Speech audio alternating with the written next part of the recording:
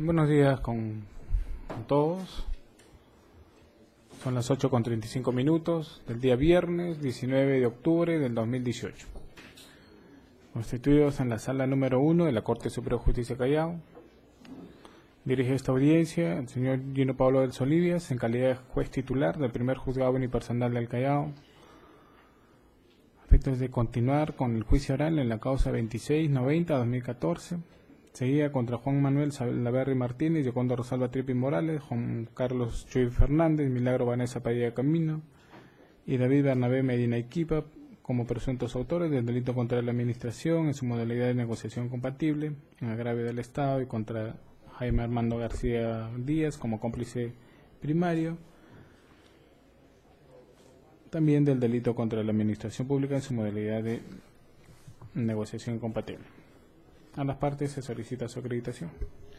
Buenos días, señor juez. Buenos días a la defensa técnica, al procurador acá presente, público en general. Por el Ministerio Público, Francisco Alarcón Solís, fiscal provincial de la Fiscalía Especializada en Delito de Corrupción de Funcionarios del Callao, cuyos demás datos ya han sido consignados en sesiones anteriores. Gracias.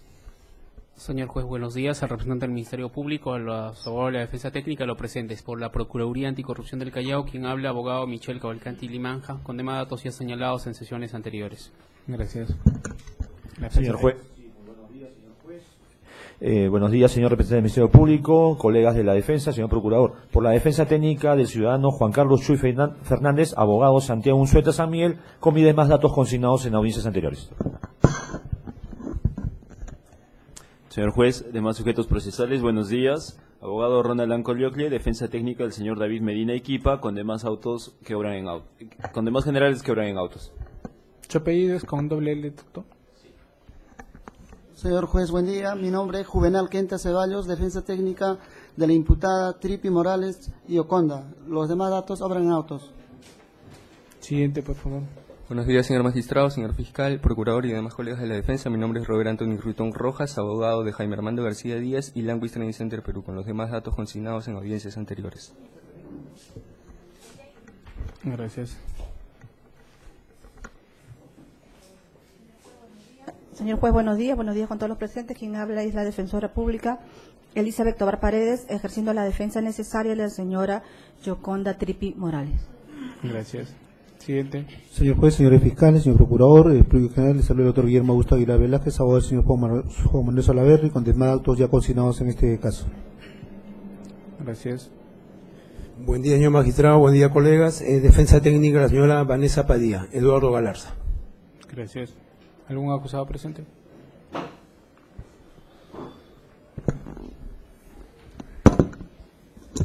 Señor juez, buenos días. Señor fiscal, señor procurador y demás presentes. Juan Carlos Chuy Fernández, con DNI 2570-0857 y demás autos que obran en audiencias anteriores.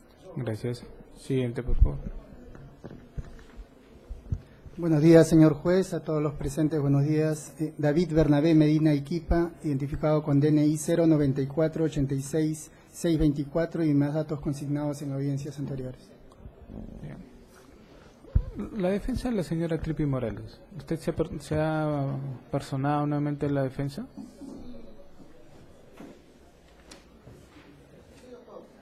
Mi tardanza es justificado con documento que he presentado. ¿Tardanza? Sí, el día de la audiencia llegué tarde porque he tenido problemas. Estoy justificando por qué razón me he demorado, doctor. ¿Usted fue subrogado porque no asistió? Sí, justamente por qué razón. Por tardanza no se subroga. No, por eso yo llegué tarde a la audiencia porque he tenido accidente de tránsito. Por eso he demorado, doctor. Entonces, ¿Usted demoró la audiencia? No, yo llegué a la audiencia, pero llegué tarde, doctor. Por eso me estoy justificando con el documento que he presentado. ¿A qué documento justifica?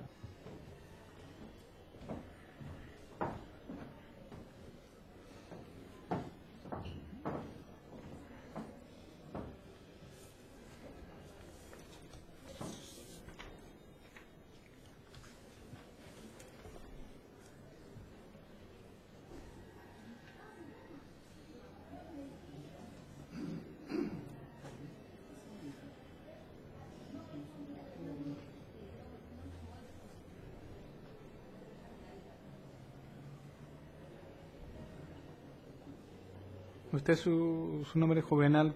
Quenta Ceballos, sí. Quenta Ceballos.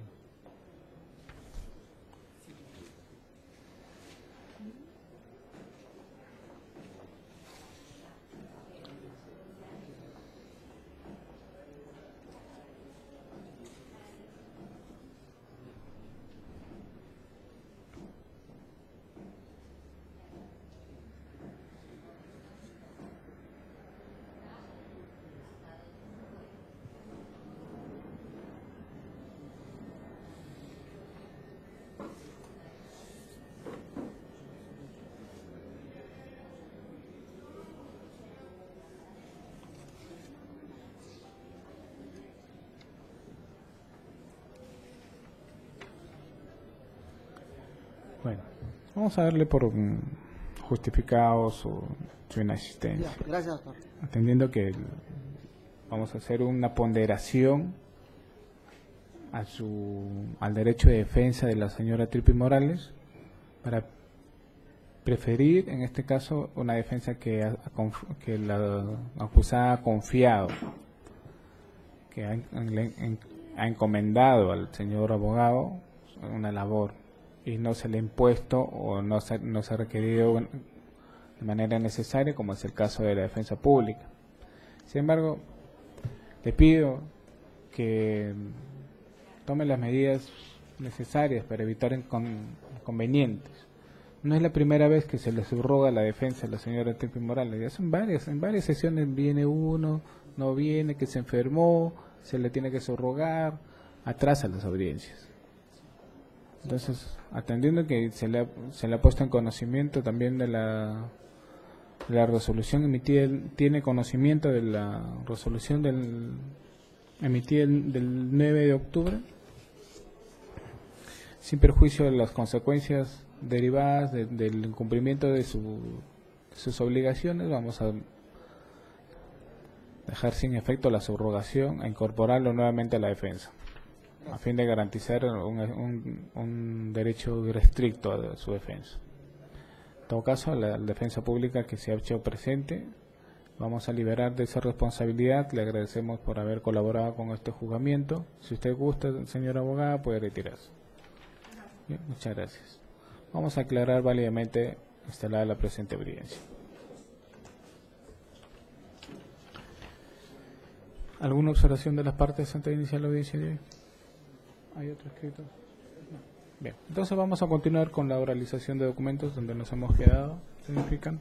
Sí, señor juez, de acuerdo a la lista alcanzada, toca ahora el documento titulado Laudo Arbitral Nacional de Derecho, que está en el expediente folio 315 y siguientes, que vendría a ser el numeral 24 de mi lista. Bien, este documento así titulado tiene como fecha de resolución, dice resolución 6, el 2 de diciembre de 2009. Pero esa es la fecha de resolución. Lo que la Fiscalía quiere enfatizar es del contenido de este laudo, es la fecha en que se presenta, en que recurre la empresa Inningua para este arbitraje. Y eso lo vamos a encontrar en el subtítulo número 3 de Romanos, designación del tribunal arbitral, que son 2 páginas siguientes. Y en ese subtítulo de designación del tribunal arbitral nos van a dar ese dato. Dice ahí, habiéndose suscitado un conflicto entre las partes mediante carta de fecha 26 de marzo de 2009, recibida por el Gobierno Regional del Callao el 3 de abril de 2009, la empresa Inningua solicitó el inicio del proceso arbitral. Y bueno, ahí ponen a quien designan como árbitro. Tenemos acá entonces los datos como para poder encuadrar este arbitraje, es decir, quiénes son las 2 partes sometidas y quién es el que solicita el arbitraje. La fecha, como ya he realizado, es 26 de marzo de 2009. En eso quiero reparar porque de acuerdo a las actas de conformidad que ya di lectura, se le había dado ya conformidad del servicio.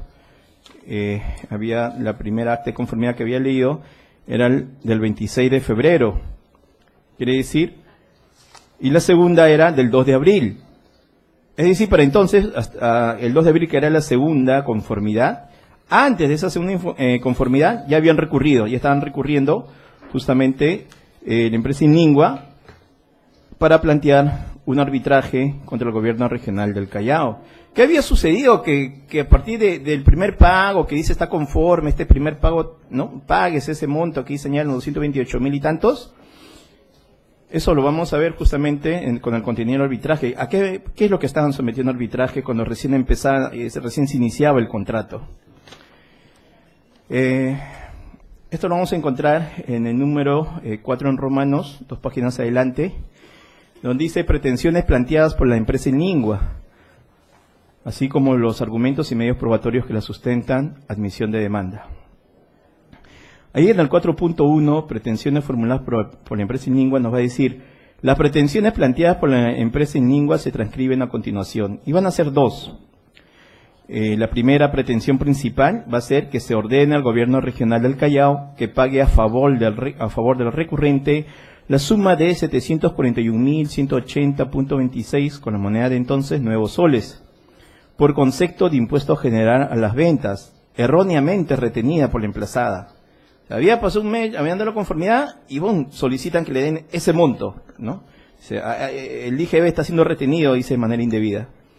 Segunda pretensión principal, bueno, se ordena al gobierno regional el pago de las costas y costos del arbitraje. En la página siguiente, que va a desarrollar los fundamentos de la demanda, nos va a decir, voy a oralizar a partir del literal B, que dice, con fecha 12 de noviembre, la empresa Inlingua presentó la propuesta al concurso público por un monto de 4.642.129. Dicho monto se encontraba exonerado del impuesto general a las ventas, dice, ¿no?, Inlingua, en virtud que la empresa Inlingua se encuentra comprendida dentro de los alcances del artículo 2, inciso G del Decreto Legislativo 821. Y luego dice que con fecha 25 de noviembre de 2008 se adjudicó la buena pro, la misma que quedó consentida inmediatamente al haber sido postor único. Luego señala que se firmó el contrato un 11 de diciembre de 2008 para a continuación decir que respecto a la primera pretensión principal, la empresa Inlingua sostiene que al momento de presentarse el concurso dejó claramente establecido ser una empresa exonerada del impuesto general a las ventas y por lo tanto su propuesta se encontraba exonerada de dicho impuesto. Si esto lo contrastamos con el contrato que firmaron, no formula ninguna observación al contrato que ya di lectura, donde expresamente decía que incluye el IGB y no se negó a firmar o una observación o que se modifique ese extremo. Sin embargo, acá señala la empresa Inlingua que había dejado claramente sentado eso. Luego señala el decreto legislativo 821, inciso G, señala que no están gravados con el impuesto a la transferencia o importación de bienes, ¿no?, la prestación de servicios que efectúen las instituciones educativas, públicas o particulares exclusivamente para sus fines propios. El 4.3, medios probatorios ofrecidos por la empresa Inlingua, habría que reparar que solamente va a ofrecer como medios de prueba la copia simple del contrato, la copia simple del acta de otorgamiento de la buena pro, la directiva de la SUNAT del año 95 y una copia simple del decreto supremo 081 del 2003 y un DNI, ¿no? Estos dos documentos, directiva y decreto supremo, son aquellos que van a establecer el tema acerca de que la exoneración del IGB en torno a empresas dedicadas al aspecto educativo. Y bien, esos son los únicos documentos. A lo que voy es, la empresa demanda, dice, demanda principal, retención del IGB de manera indebida. Cuando presenta los documentos como para acreditar mínimamente, ¿no?, que están reteniendo, no hay ningún documento acá que dé cuenta de una retención. Solo dice, por si acaso, yo estoy exonerado y acá está la documentación.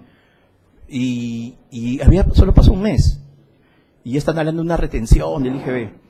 Luego plantea este mismo arbitraje en el numeral 5 en Romanos, posición del gobierno regional del Callao respecto a las pretensiones planteadas por la empresa Inlingua, admisión de medios probatorios que la sustentan.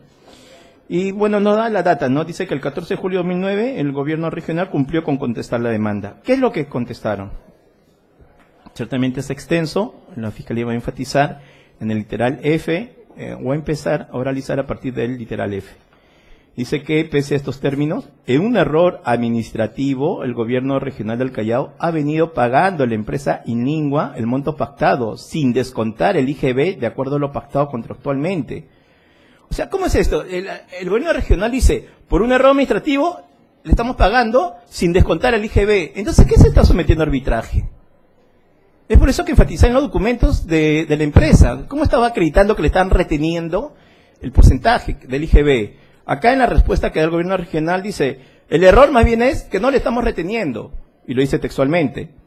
Luego dice que además los únicos montos retenidos a la empresa Inlingua corresponde a la retención del 10% del monto contratado de acuerdo a ley y en virtud a la carta de garantía de fiel cumplimiento. O sea, hay una retención del 10% en virtud de la carta de garantía. Eso es lo único que le están reteniendo. Luego dice que así la Oficina de Tesorería del Gobierno Regional del Callao, de los 2.302.375.45 soles, nuevos soles desde entonces, pagados hasta el momento de la contestación de la demanda, ha retenido, dice, la suma de 461.409.10, quedando un saldo por retener de 2.803, que corresponde al 10% del monto contratado por concepto de garantía de fiel cumplimiento. O sea, nuevamente da cuenta que las retenciones están en función de la garantía, ¿no? Y esos son los saldos que faltarían retener. Que en ese sentido el gobierno regional del Callao sostiene que no ha venido descontando el IGB, sino que ha descontado el monto correspondiente a la garantía de fiel cumplimiento. Este arbitraje va a ser algo extraño en ese sentido, porque la parte ni siquiera está cuestionando, ¿no? Está diciendo, yo más bien estoy pagando todo, hay un error ahí, porque le he pagado y sin hacer el descuento del IGB, y lo único que ha retenido ha sido la garantía, nada más. Doctor, entonces, señor... disculpe, una observación. Si el fiscal está reteniéndose al documento, esto está haciendo ya argumentación de la interpretación como alegato. En todo caso, que se ciña al documento y qué es lo que valor probatorio le quiere dar. A esa es mi observación, es esto. Sí, estoy, señor juez, reseñando lo que acá dice. Y es más, quiero enfatizar desde ya que este tema acerca de que el gobierno regional solo reconoce de manera expresa de que está reteniendo la garantía, eso va a ser inclusive en materia de otro arbitraje, donde van a pedir también la devolución de la misma, ¿no? Pero eso ya en su momento lo voy a leer, cuando lleguemos a ese documento. Entonces, siendo así la postura de las partes, una que se queja y la otra que dice yo no he retenido, ahora nos trasladamos al ítem 6.2. ¿En este documento se cuenta con la demanda arbitral? No. Solo se ha ingresado este documento nomás. Que de algún modo sí reseña, digamos... ¿Y qué medio probatorio había presentado la empresa para su demanda? Sí, justo lo que reseñe, señor juez, vuelvo a realizar. Hay un ítem que da cuenta de medios de prueba presentados.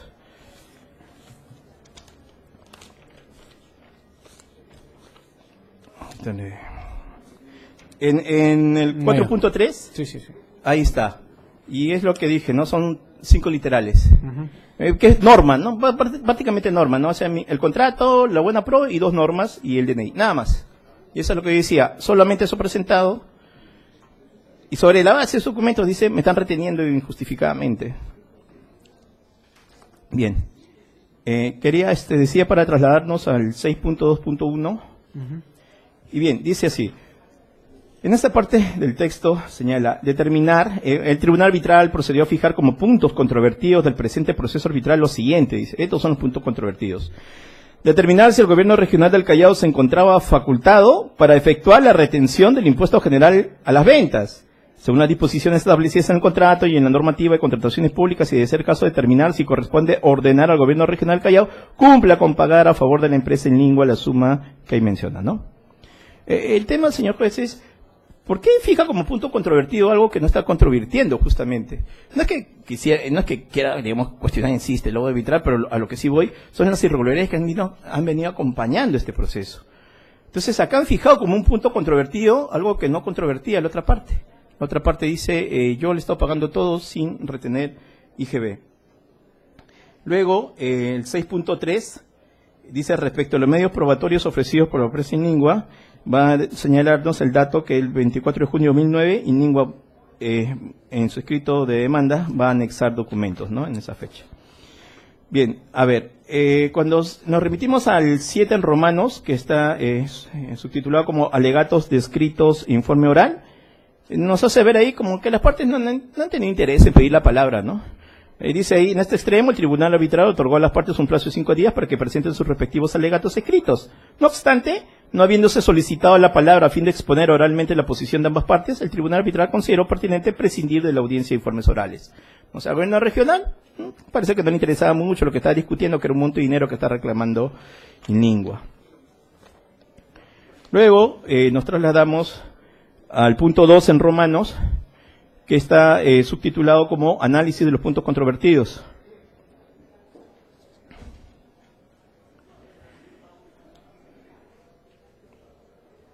Ahí dice, determinada si el gobierno regional Callao se encontraba facultado para efectuar la retención de impuestos generales a las ventas. En el desarrollo de este numeral en Romanos, tenemos el punto 1 que dice, ambas partes han admitido sin lugar a dudas que el monto 4.642.129 era por la totalidad de las prestaciones e incluyendo los impuestos de ley. El mismo laudo señala que ambas partes han admitido que ese monto incluía los impuestos de ley. En el punto 6 de ese mismo subtítulo, nos va a decir: por otro lado, de acuerdo con la cláusula tercera del contrato, el monto contratado asciende a los 4 millones que mencioné a todo costo, incluido el IGB, por lo que siendo una actividad no gravada con el IGB, el monto adjudicado debía ser íntegramente pagado a la empresa Inlingua por los servicios prestados, no siendo admisible que se realice el descuento de impuesto general a las ventas. Pero, ¿por qué dice debía ser íntegramente pagado? Si el gobierno regional dice, sí, pero le estoy pagando íntegramente, más bien me he olvidado hacerle el descuento. Y luego dice el punto 7, por ello, el manifestar que Inlingua debe pagar un monto dinerario por concepto del impuesto general a la venta sería contravenir lo dispuesto en el artículo 2, inciso G, bueno, una norma, ¿no? El decreto legislativo 821. Punto 8, a su vez manifestar que de la suma de los 4 millones, que ya he mencionado, ¿no?, se debería restar el impuesto general a las ventas, sería atribuir una obligación Inlingua y a su vez conculcarle un derecho que es el disminuir de sus derechos una suma por conceptos que no le corresponden asumir. El punto 9 es por ello que a la suma contemplada en el contrato no se debe de gravar el impuesto general a las ventas, ni mucho menos deducírsele, ya que la empresa Inlingua se encuentra exonerada del impuesto general a las ventas. En tal sentido, deberá ser declarada fundada la primera pretensión principal. O sea, esa pretensión principal que planteaba Inlingua, acá dice en tal sentido, debe ser declarada fundada. ¿Y cuál era la pretensión? Que no la retengan en el IGB. ¿Qué dijo el gobierno regional? Que no están reteniendo el IGB, que más bien se debe un descuido que no están reteniendo. Luego, vamos a ver en el 2.2, que está ahí abajo, pero específicamente el numeral 4 de ese subtítulo, va a señalar lo siguiente. Dice que en el presente caso, tal como se mencionó al inicio arriba, las partes han tenido suficientes razones para someter sus controversias a arbitraje, por lo que, aplicando el criterio de razonabilidad, este colegiado estima pertinente que ambas partes asuman de manera proporcional las costos y gastos, que bueno, eso ya es en torno a los costos y costos, para terminar ya con la última página de este laudo, con lo siguiente, en donde ya resuelve. Si no es cierto, va a parecer que repito lo que ya enfaticé, pero esta es la parte donde resuelven, ¿no? Y ahí dice: funda la primera pretensión principal de la demandante y en consecuencia ordenar al gobierno regional que pague a favor del recurrente la suma de 741.180.26 por concepto de impuesto general a las ventas IGB erróneamente retenida por la emplazada.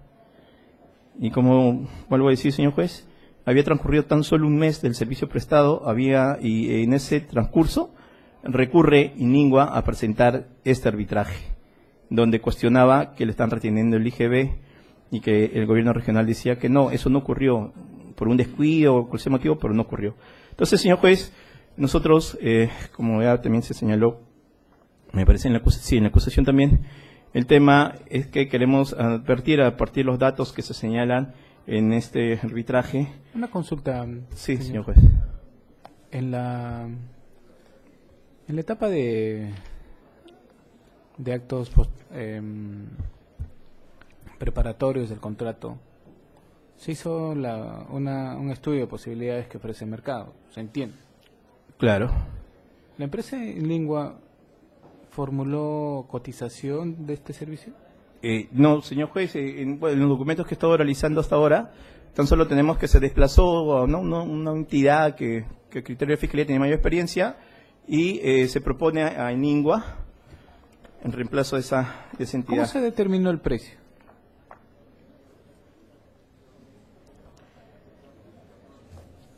Eso, señor juez, justo de los documentos que he realizado. Lo que yo advertí es que se determinó como precio unitario, claro, pero en las cotizaciones que se hicieron, ¿participó Inlingua? En todo caso, la defensa, ¿participó Inlingua en las cotizaciones?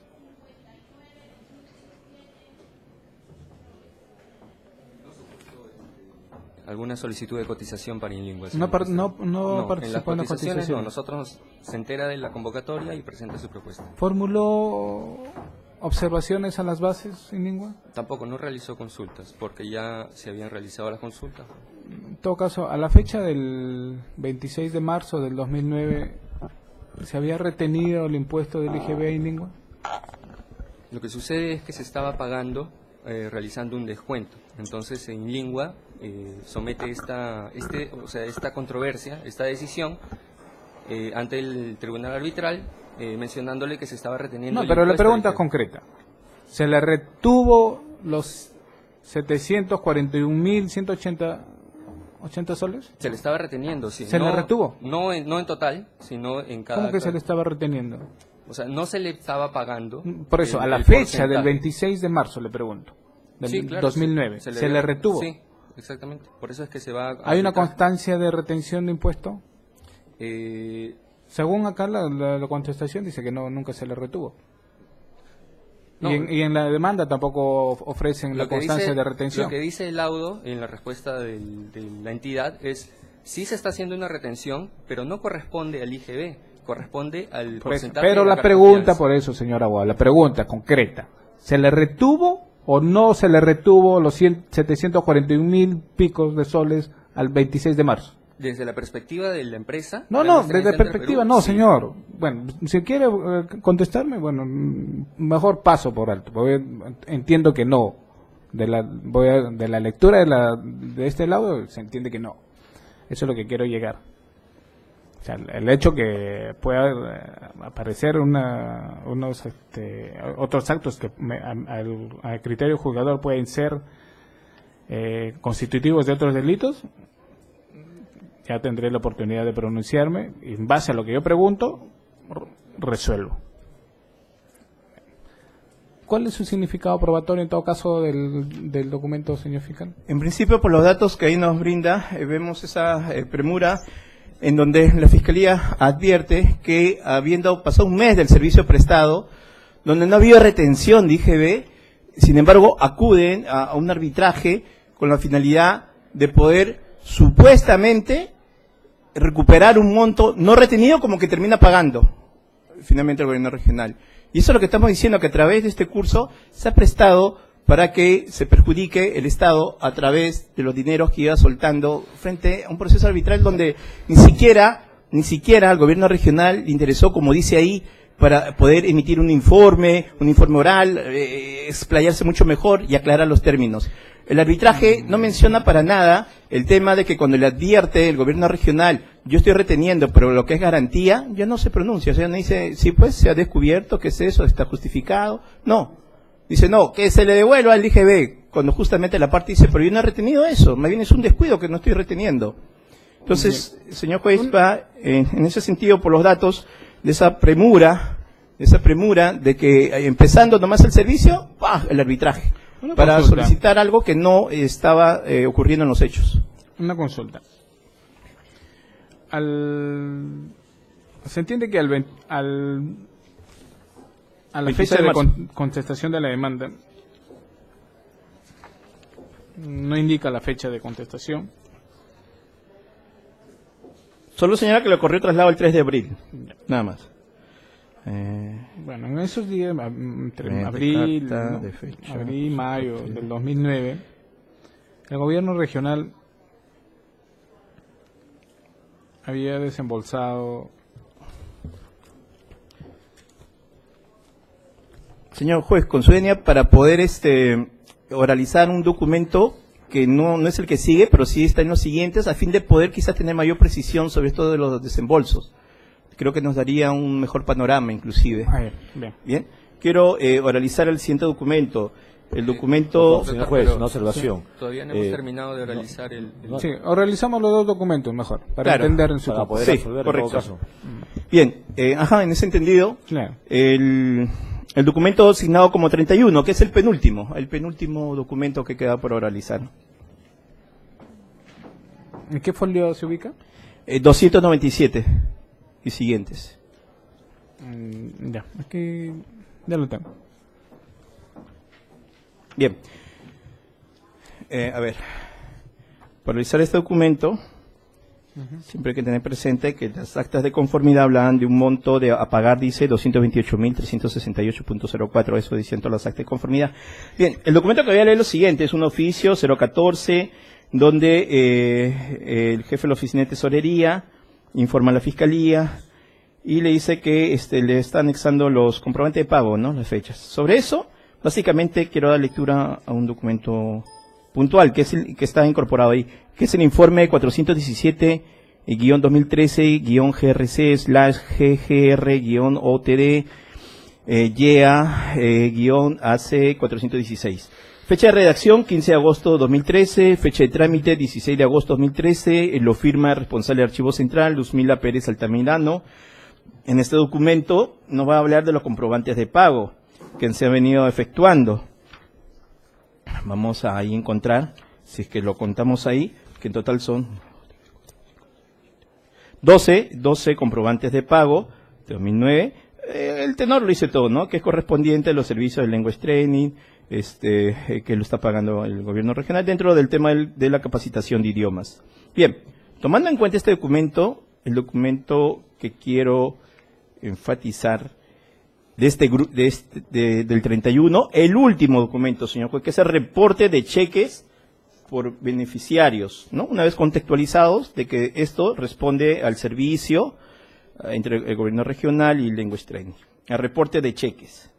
Este reporte de cheques que iba a mencionar el beneficiario, que es Language Training, nos va a dar las fechas de pago. Casi acercándose al final está. Y vamos a ver lo siguiente. Ese 25% que pedían, como dice ahí también el concepto, capacitación de idiomas, adelanto 25%, 1.000.000 y tantos, fue el 9 de enero. El primer pago que se efectuó con el acta de conformidad, ¿cuánto pedía el acta de conformidad que se pague? 228.368, ya ese mismo monto, para el 4 de marzo de 2009, se había girado en esos términos, tal como pedía justamente el acta de conformidad como señalaba. Reparando, y por eso decía que era necesario leerlo conjuntamente con este laudo, para recordar que este arbitraje se solicitó el 26 de marzo. ¿Qué pasó? 26 de marzo de 2009. El 9 de enero se le pagó el 25%, las partes están conformes. ¿Cuándo le paga el servicio de la primera conformidad de febrero? El 5 de marzo de 2009. El segundo pago se va a efectuar el 21 de abril de 2009. Es decir, 21 de abril 2009, mucho después del 26 de marzo, que es cuando recurren al arbitraje. Recurren a un arbitraje cuando han recibido el monto que justamente señala el acta de conformidad. Es decir, el 4 de marzo les habían cancelado el monto que dice el acta de conformidad, y ese mismo mes, a fines, recurren a un arbitraje diciendo, me están reteniendo el IGB, cuando todo lo demás montos es muy posterior al 26 de marzo, porque el tercer monto es el 21 de abril 2009. Y así vamos a ver que efectivamente en fechas posteriores se vienen ya pagando, que inclusive vamos a ver que en lo que respecta al mes de mayo va a haber dos pagos, uno el 13 de mayo y otro el 29 de mayo.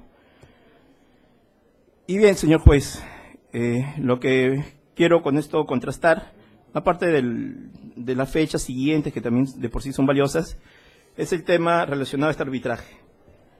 O sea, para el 26 de marzo habían recibido el primer pago, un 4 de marzo, en los términos que se había acordado. Y ese mismo mes, a fines, plantean un arbitraje diciendo, me está reteniendo el IGB. Recordemos que el tercer pago se da en abril, no en marzo. O sea, cuando presenta el arbitraje no estaba todavía el tercer pago. Entonces, señor juez, el acta de conformidad señaló un monto y se le pagó ese monto. Y sin embargo, y a pesar de eso, se recurre al arbitraje solicitando que se le devuelva un supuesto monto retenido por el gobierno regional, que ha negado el gobierno regional, que precisando dijo, no, yo lo único que he retenido es garantía, no he retenido IGB, y más bien eso sí se debe a un error, dicen ellos. Entonces, señor juez, con este documento, con estos documentos, lo que quiero justamente es ver cómo es que esta empresa, cómo el Estado terminó desembolsando dinero, una empresa que a juzgar por los hechos se vierte irregularidades como el propio reclamo en sí, que no tendría justificación alguna, y en el cual parece ser que el gobierno regional, más allá de la precisión que realizó, parece que después pierde interés para seguir desarrollando, defendiendo los intereses de la comuna y dar mayor información al árbitro. Es en ese sentido, señor juez, la realización de estos dos documentos. ¿Me puede precisar a qué se refiere el último monto? ¿De 318.089.75? Sí, a ver. ahí como dice el concepto, es el pago del laudo arbitral. Que según lo que justo había leído una partecita, el árbitro, o terminan diciendo que los costos y costos lo suman ambas partes, dice. Ambas partes. Porque dice, bueno, se encuentra más o menos razonable, por lo tanto que lo suman ambos. No es que esté injustificado del todo, dice. Entonces, señor juez... ¿Y el monto anterior crédito de vengado?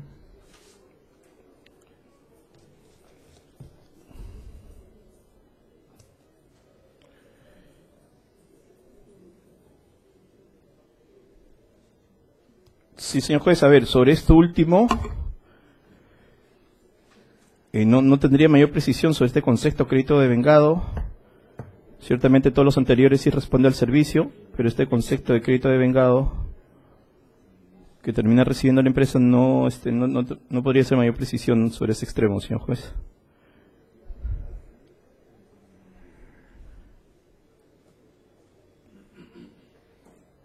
Bien. En todo caso, el significado de ambos documentos.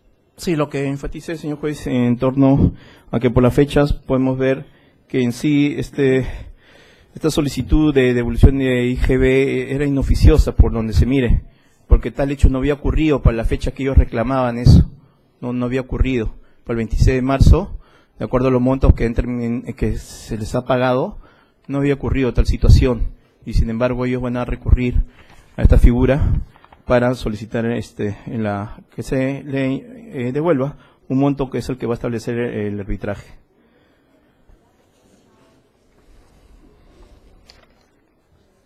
¿A qué dependencia correspondió la contestación de la demanda? Del gobierno regional. ¿Quién fue el encargado? De los documentos presentados, señor juez, solo se ha advertido nomás de manera genérica al gobierno regional, que es el que va a contestar.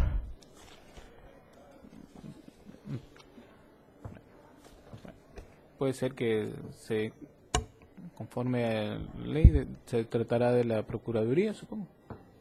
Deben tenerse en tanto defienden los intereses del gobierno regional. Bien, vamos a correr traslado a las partes respecto a ellos. ¿Alguna observación?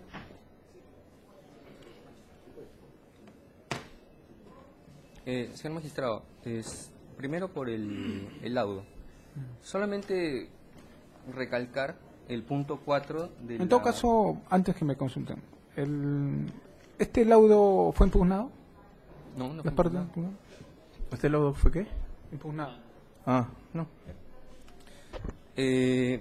La imputación número 4 respecto a Jaime Armando García Díaz es que, no obstante su representante no cumplir con el servicio a cabalidad, elaboró la carta de fecha 26 de marzo de 2009 comunicando al gobierno regional la decisión de acudir a arbitraje. Es decir, una de las imputaciones es que ellos acudieron a arbitraje. Simple y llanamente eso. Y el punto 4 del punto 2.2 del primer laudo, penúltima página específicamente, dice que en el presente caso, tal como se ha mencionado en líneas arriba, las partes han tenido suficientes razones para someter sus controversias a arbitraje. Recalcar ese punto, señor magistrado, es que no haya... ¿Y cuáles serían las razones? Usted, que es el abogado. La presunta retención de un monto que no debió ser retenido. ¿Por qué? ¿Por qué le digo esto? Y enlazo con el último cuadro que ha leído el señor fiscal. En este cuadro, supuestamente hay 12 pagos. Y estos 12 pagos hacen un monto... En todo caso, explíqueme. Claro, ¿Por qué, si el contrato era por 2 millones y picos, terminan pagándole el gobierno regional 3 millones? No, el contrato era por 4.700.000. 4.700.000. Y a eso es a lo que voy. Esta sumatoria da 3.238.000. Quiere decir que sumando todos estos pagos parciales... En todo caso, ¿por qué no es lo mismo? ¿Por qué no es el mismo monto? ¿Qué es lo que ha pasado ahí? Porque el gobierno regional del Callao estaba reteniendo montos. ¿Ha retenido montos? Estaba reteniendo montos. Mire, si hacemos la sumatoria... ¿Cuántas conformidades de servicio representa la emisión de estos cheques? 12 conformidades de servicio. 12 conformidades. No, no son 12. Son 12 montos, pero no son 12 conformidades. Ya, son... ¿Por cuántas conformidades de servicio? 9 conformidades de servicio, sí, 9 conformidades de servicio. Ya. Ya, pero A lo que voy es que el Ministerio... Vamos a la idea del Ministerio Público. El Ministerio Público dice, oye, aquí han No, ido- pero miren, usted analice el tema en base a lo que yo quiero saber. Yo quiero saber por qué se le paga, cuál fue el sustento de los pagos y si esos pagos están sustentados. Están Es sus- lo que más me interesa para están resolver el caso. sustentados y forman parte del segundo laudo arbitral que aún no se lee. En el segundo laudo arbitral se especifica... No, pero en todo caso, Hay si, tres si informes, se va a basar en sí. el segundo en el arbitraje, solamente el fiscal me ha mencionado de uno, que representa el pago de los 300 y tantos soles, 300 y tantos mil soles. Claro, faltando... Ya, ese es de este laudo arbitral que ha sido realizado, o corresponde a otro laudo arbitral. No, hay otro laudo arbitral. Y ¿Que ordena este pago? Este monto de 318.000 soles... No el- es del laudo arbitral que se leyó. No, es que el fiscal ha dicho que ese es el pago de las costas. 318.000 soles por pago de costas de un laudo arbitral. Debería precisar más bien cuánto. No, ha dicho de los 274.000 soles más el pago de costas, o sea, de las dos pretensiones que fue declarado fundadas. ¿Eso es así? Se pagó, sí, pero me parece que no es este monto en total, porque inclusive hay un acta de entre las partes donde suscriben que bueno, te he pagado de acuerdo al laudo, etcétera. Dejemos ahí el tema, dejemos ahí la controversia, pero bueno, esa acta no está en el expediente. No podría precisar si este monto corresponde al pago íntegro, porque el pago íntegro de No, la eso retención es de usted es el que me 700. tiene que informar. Pues, o sea, me quedo con la versión del fiscal. Porque si usted quiere controvertir lo que dice el fiscal, tiene que mostrarme por lo menos algo que un contraindicio, qué sé yo, ¿no? Sí, pero es que el fiscal lo que ha mencionado es que este laudo, o en este laudo, fuimos porque no se estaba pagando el IGB. Pero esa era nuestra perspectiva. Nosotros vemos el pago que no está completo, vamos ante el laudo y le decimos, páganos completo. Responde el gobierno regional del Callao y dice... Pero hay situaciones que no necesita probar. El derecho no se necesita probar. Las cuestiones lógicas no se necesita probar. Y yo tengo formación jurídica. Y yo sé que, pues, por mi formación jurídica, para yo accionar, en principio tengo que tener dos tipos de legitimidad. Legitimidad para obrar y legitimidad para accionar. Entonces, ¿qué me da la legitimidad? Me da el hecho. Entonces, si yo no puedo decir a mi señor, demando a la Corte del Callao porque no me pagan mis honorarios, y la Corte me dice, oye, ¿de qué está reclamando? Si cada mes le abono sus honorarios, y termino yo en un arbitraje y la Corte me termina pagando el doble de mis honorarios. O sea, a eso es lo que voy. Si ustedes han demandado la retención, ojo que cuando a mí cada fin de mes recibo mi constancia de retención de la quinta, de la quinta de la renta. Entonces yo tengo que ir con mi retención, le digo, oye señor, es más, también he accionado, ¿no? Cuando me descuentan en exceso, voy a la SUNAT, le digo, oye, devuélveme el exceso porque me han retenido más. ¿A dónde recurro? Yo recurro a la SUNAT, no recurro a la entidad. La SUNAT es la que recauda. Y le diré, oye SUNAT, devuélveme porque está bien, me has retenido y yo estoy exonerado. Es como mi padre, que es jubilado, va y le dice a la SUNAT, señor SUNAT, yo soy jubilado y estoy exonerado de pagos. Así que devuélveme lo que me has retenido todo el año. Entonces, ojo, por eso digo, por mi formación jurídica, sé que para yo demandar a alguien, el demandado también tiene que tener legitimidad. ¿Por qué no puedo demandar a quien sea? Tengo que demandar al que va a responder. ¿Por qué responde el gobierno regional? ¿Por qué demanda al gobierno regional? Si además de si hubiese hecho retención, ese monto no corresponde entregar al gobierno regional. Correspondería haber entregado a la SUNAT. Si yo voy y le digo, oye SUNAT, estoy exonerado, devuélveme lo que me han retenido. Y la SUNAT me hará una nota de crédito. Así funciona. Estas cosas no tengo yo por qué probar porque eso está en la ley, ¿no? Entonces, son cuestiones incluso lógicas que ver. Pero si aparece en los actuados un laudo arbitral donde el gobierno regional no contesta, donde la demanda no tiene el documento donde acredita que se le ha retenido y dicen, bueno, por mi perspectiva, es como si yo cobro mis honorarios cada fin de mes y me voy de madrugada para que nadie me robe, pero de repente 2, 3 meses no voy. Pero el hecho que no vaya al cajero a retirar el dinero no quiere decir que no me hayan pagado, ¿no? Y no voy a decir, bueno, yo presumo que no me han pagado porque no he revisado mi cuenta. No puedo ser así, pues, ¿no? O sea, hay un comportamiento que está relacionado, basado en una lógica. Entonces usted me dice, no, bueno, eso era nuestra perspectiva. Y yo le pregunto, o sea, aparte de tener una perspectiva de que le estaban reteniendo, o sea, el sustento probatorio de la demanda, ¿en qué se basó? O sea, ¿cuál era la finalidad? En todo caso, ¿cuál era la finalidad del laudo arbitral si en marzo del 2009, es más, todavía por la conformidad de servicio todavía no tenían por qué retenerle los 700.040 soles, porque no se le había pagado el íntegro y no tenía por qué descontarse si se le había pagado 239.000 soles, el 10% era casi 40.000. Al otro mes, al segundo desembolso, el 18% del IGB debería haber sido un promedio de 50.000. Sumados ellos, la retención a los 2 pagos que se había efectuado no alcanzaría ni siquiera los 90.000 soles. Estamos en marzo del 2009.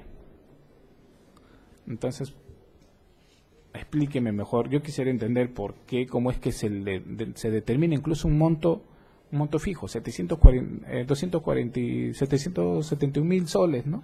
Incluso con decimales. Si tendría la amabilidad, todas estas dudas que tengo, que le estoy volcando, quisiera que me lo podría responder.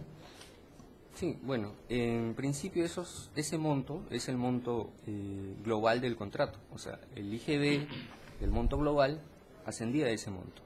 Entonces, al ver que en el primer pago no se estaba haciendo el pago completo, pues presentan la demanda y indicando pues que el monto global que se retendría es 740 y picos. Ese es el fundamento de la demanda y los medios probatorios están expuestos, el fiscal lo ha realizado también, en el laudo. Los argumentos jurídicos de estos 3 árbitros que analizaron... Por eso le pregunto, como medios probatorios que se han llevado al laudo arbitral, no está la constancia de retención.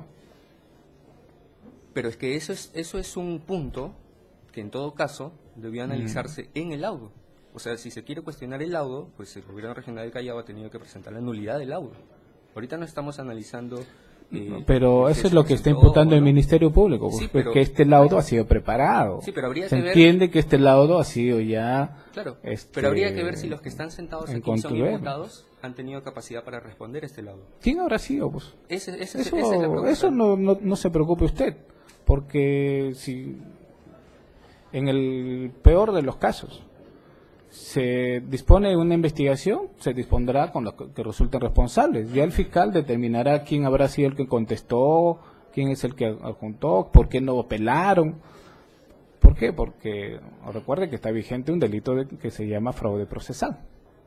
Incluso cohecho determinado cuando son responsabilidad de árbitros y todo lo demás. Entonces, claro, pero... ya la fiscalía responderá si están acá. Nosotros estamos viendo los hechos relacionados a estos pagos. Quien contestó, qué sé yo, si coincide con uno de los imputados, que será otra suerte. Verifiquemos el sustento de los pagos. ¿Por qué? Esto está relacionado al contrato. A eso nos vayamos. Claro, pero como le repito, la imputación contra Jaime Armando García Díaz respecto a este punto no es por qué pidió, o sea, no es si le pagaron completo, no, simplemente es que él acudió a arbitraje sin tener sustento. Y para responder eso, yo me baso en lo que dice el laudo que no ha sido cuestionado, que no ha sido anulado, que no ha tenido ningún tipo de cuestionamiento, cuando dicen que las partes han tenido suficientes razones para someter sus controversias a arbitraje. El Tribunal Regional del Callao nombró su árbitro, nosotros nuestro árbitro, se forma el tribunal y se resuelve. Pero eso es lo que le pregunto, ¿cuáles eran las razones? Las razones, doctor... Han tenido sus razones, pero no me dicen nada. Es que las razones están expuestas en el laudo y también las ha explicado el fiscal. Que sea su perspectiva de que aquí ha habido algo malo, que el laudo ha sido fraudulento, etcétera, ese es otro punto. Las razones están explicadas en el laudo y conforme a eso, pues, tendría que resolverse. ¿Alguna otra observación? Sí, señor juez. Puntualmente en algunos aspectos, justamente tomándole la palabra, hay cuestiones lógicas y esas no merecen probanza, simplemente es revisar el documento. Y parto por tres premisas básicas. En principio, todo lo que se viene imputando no es atribuible a mi patrocinado como miembro del comité. Sin embargo, me corresponde verificar si alguno de los procedimientos se corresponden a los precios, a todos los procedimientos ex ante, al tema del laudo arbitral concretamente. En principio, el contrato dice un monto de 4.229.000. El proyecto de contrato dice 4.229.000. Ambos documentos dicen incluidos IGB. Y esto en atención al estudio de mercado, en atención a todo el procedimiento debido, como se respetó en este caso.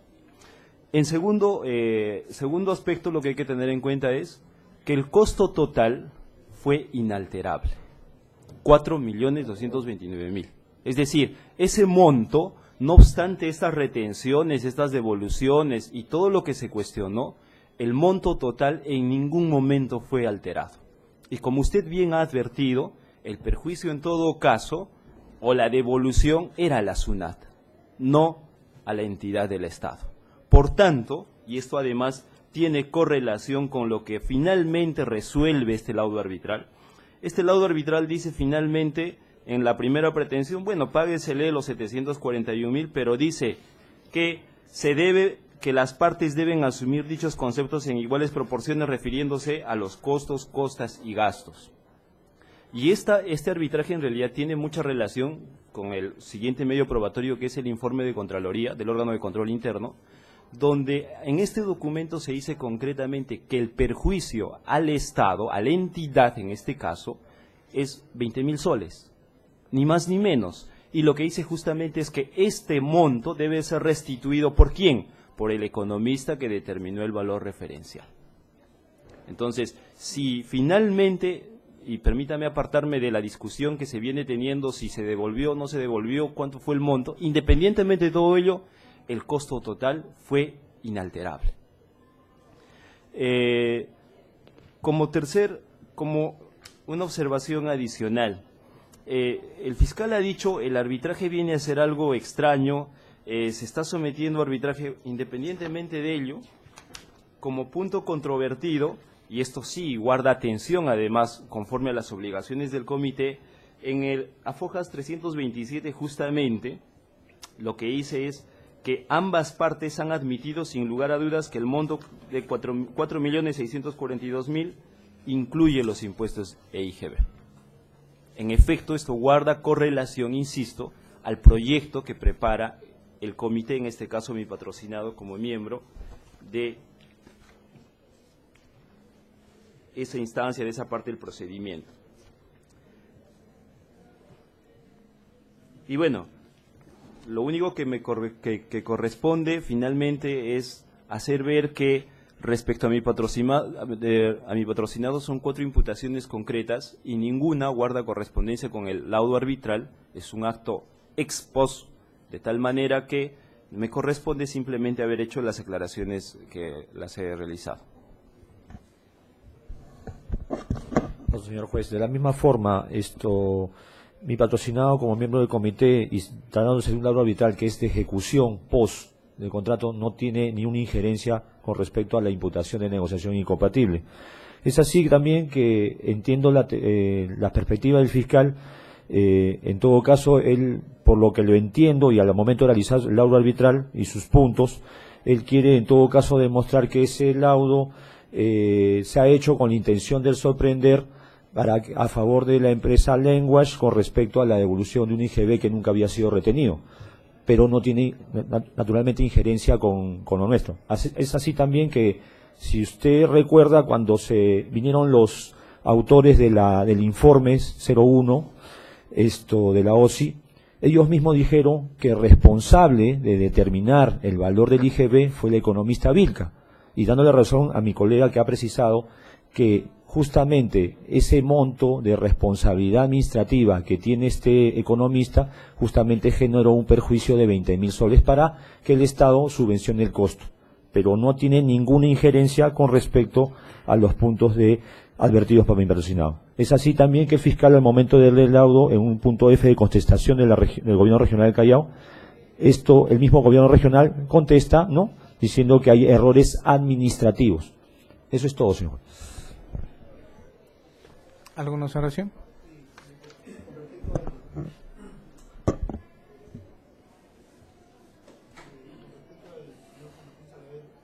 Con respecto al señor Juan Martín Salaverry, con respecto a este laudo y tal, ha ido ya los colegas, solamente para hacer las observaciones pertinentes, que señala el fiscal que hay que tener en cuenta las fechas.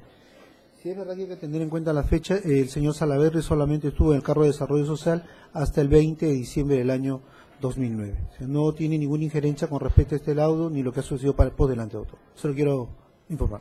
Claro. A la fecha ya no se encontraba. No se encontraba. Siguiente documento. Bien, señor juez, con su venia. En el orden de documentos, corresponde ahora al correo electrónico que está ahí impreso. Es un correo electrónico donde se puede ver en la parte inferior que se hace una consulta a la Universidad de Illinois, y la parte superior está la respuesta. Disculpe, ¿qué número de documento es? 3623, un correo electrónico. ¿Qué fojas? 3623. 3623, sí.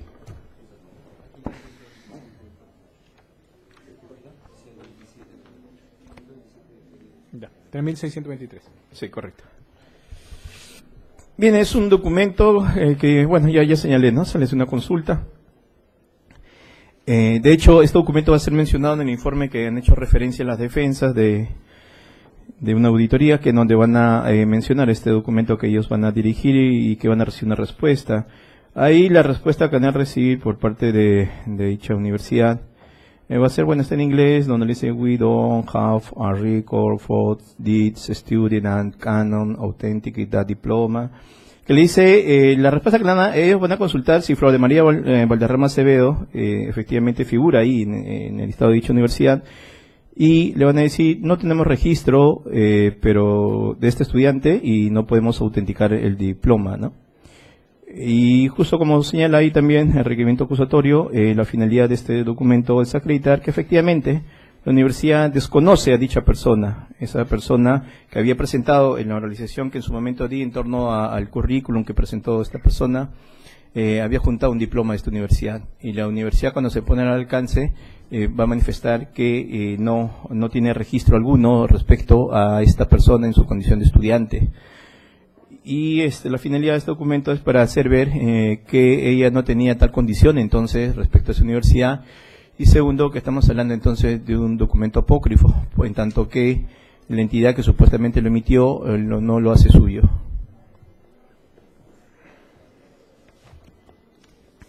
¿Alguna observación?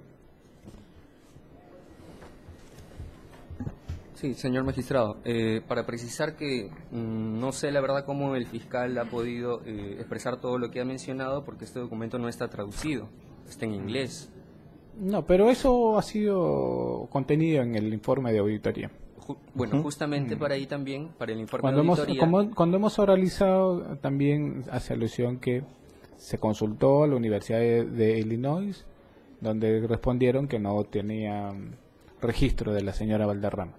Justamente por eso, el informe de auditoría o los que realizan ese informe, basándose en un documento no traducido, en el informe no se menciona, bueno, lo veremos más adelante, que ellos no mencionan que tienen alguna capacitación en inglés, que son traductores, etcétera. Pero para investigar no creo que necesites tener certificación. Yo he entrevistado a varios, cuando trabajé en la Fiscalía Antidrogas, entrevistaba ciudadanos alemanes, norteamericanos en el aeropuerto, y hablaba el alemán, inglés, a lo que podía, pero para ello no necesito yo tener una certificación. Basta que le pregunte las cosas puntuales. Bueno, si me decían, bueno, su respuesta se le consignaba en español. Bueno, pero no voy a venir pues a decir el fiscal sabía del inglés o sabía alemán. Bueno, para los efectos de esta etapa, simplemente confirmo, el ciudadano vino de Alemania, vino tal, es una afirmación. Bueno, para los efectos de esta etapa, simplemente, mi observación es que el documento está en copia simple y que no tiene una traducción. Eso es todo.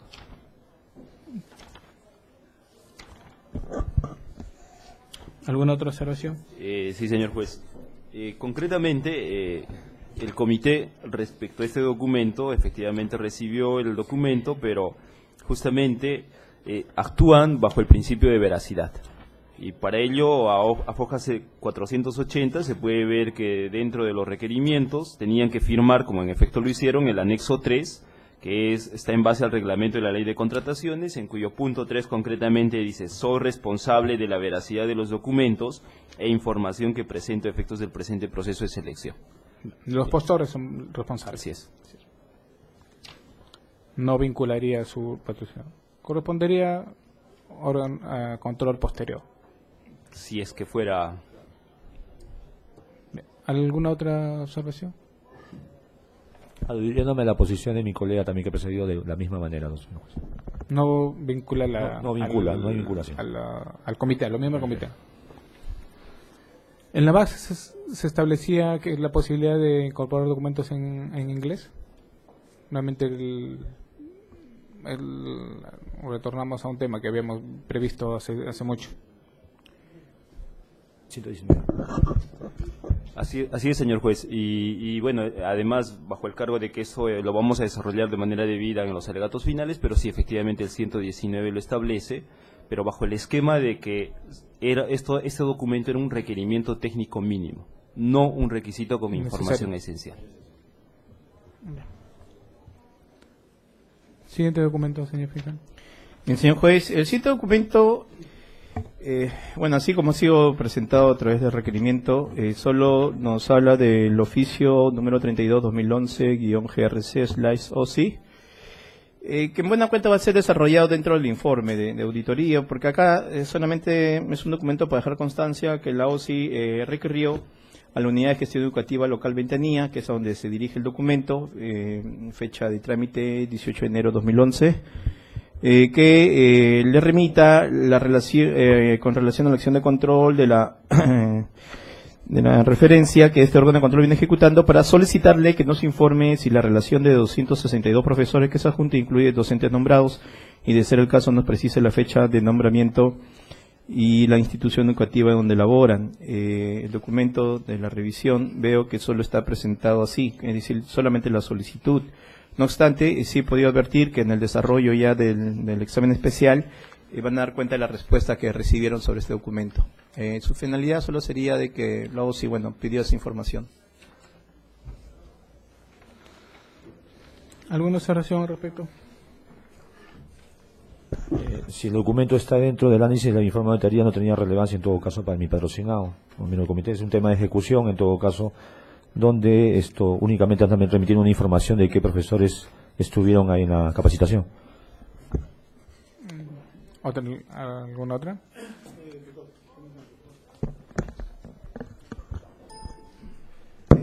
En el mismo concepto que dijo mi colega anterior, tampoco lo vincularía, es un documento posterior, ya no se encontrará el cargo del señor Juan Manuel Salas Berreto. Okay. ¿Siguiente documento? Sí, justo es el documento aludido. Sí, con las disculpas del fiscal. Mi patrocinado desea ir a los servicios, no sé si le puede revisar. Continuamos, disculpe. Bien, señor. a ver, sí, decía el documento aludido, el informe 001-2011-2-5355, titulado como examen especial a las contrataciones y adquisiciones, periodo 2007-2008, que lo realiza el órgano de control institucional ¿De del qué gobierno. folio? 3.625. 3.625.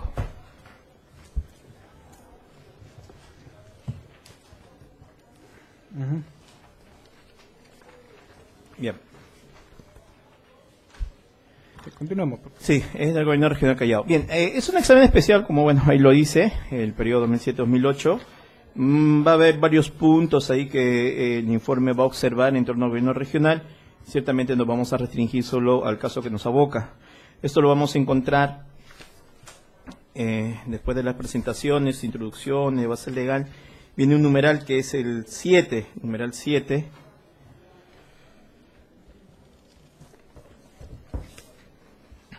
Que tomando como referencia la carátula vendría a ser la 5ª página.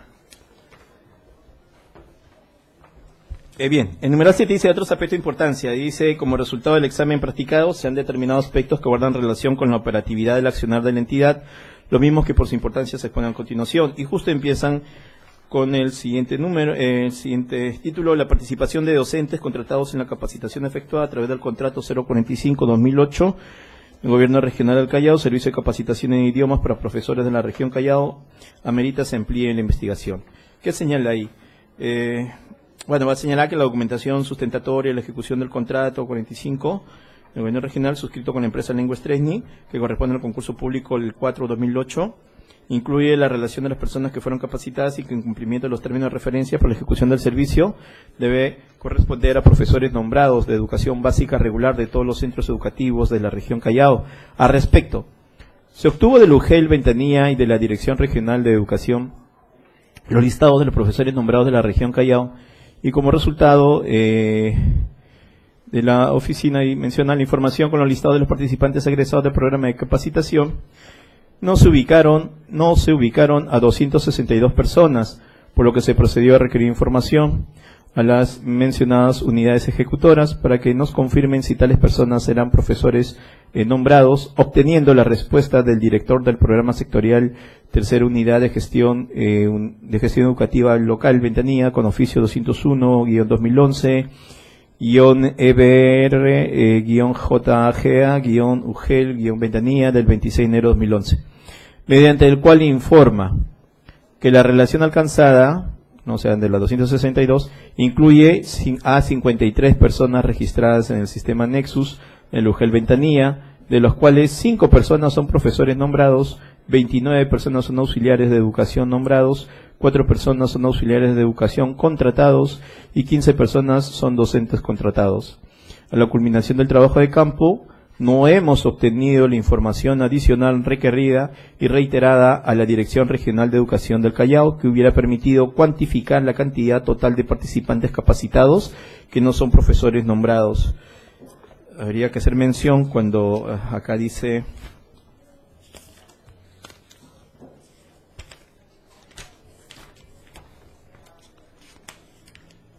Cuando acá dice, a la culminación del trabajo de campo no hemos obtenido, hay que precisar que este informe es elaborado el 4 de marzo de 2011, ¿no?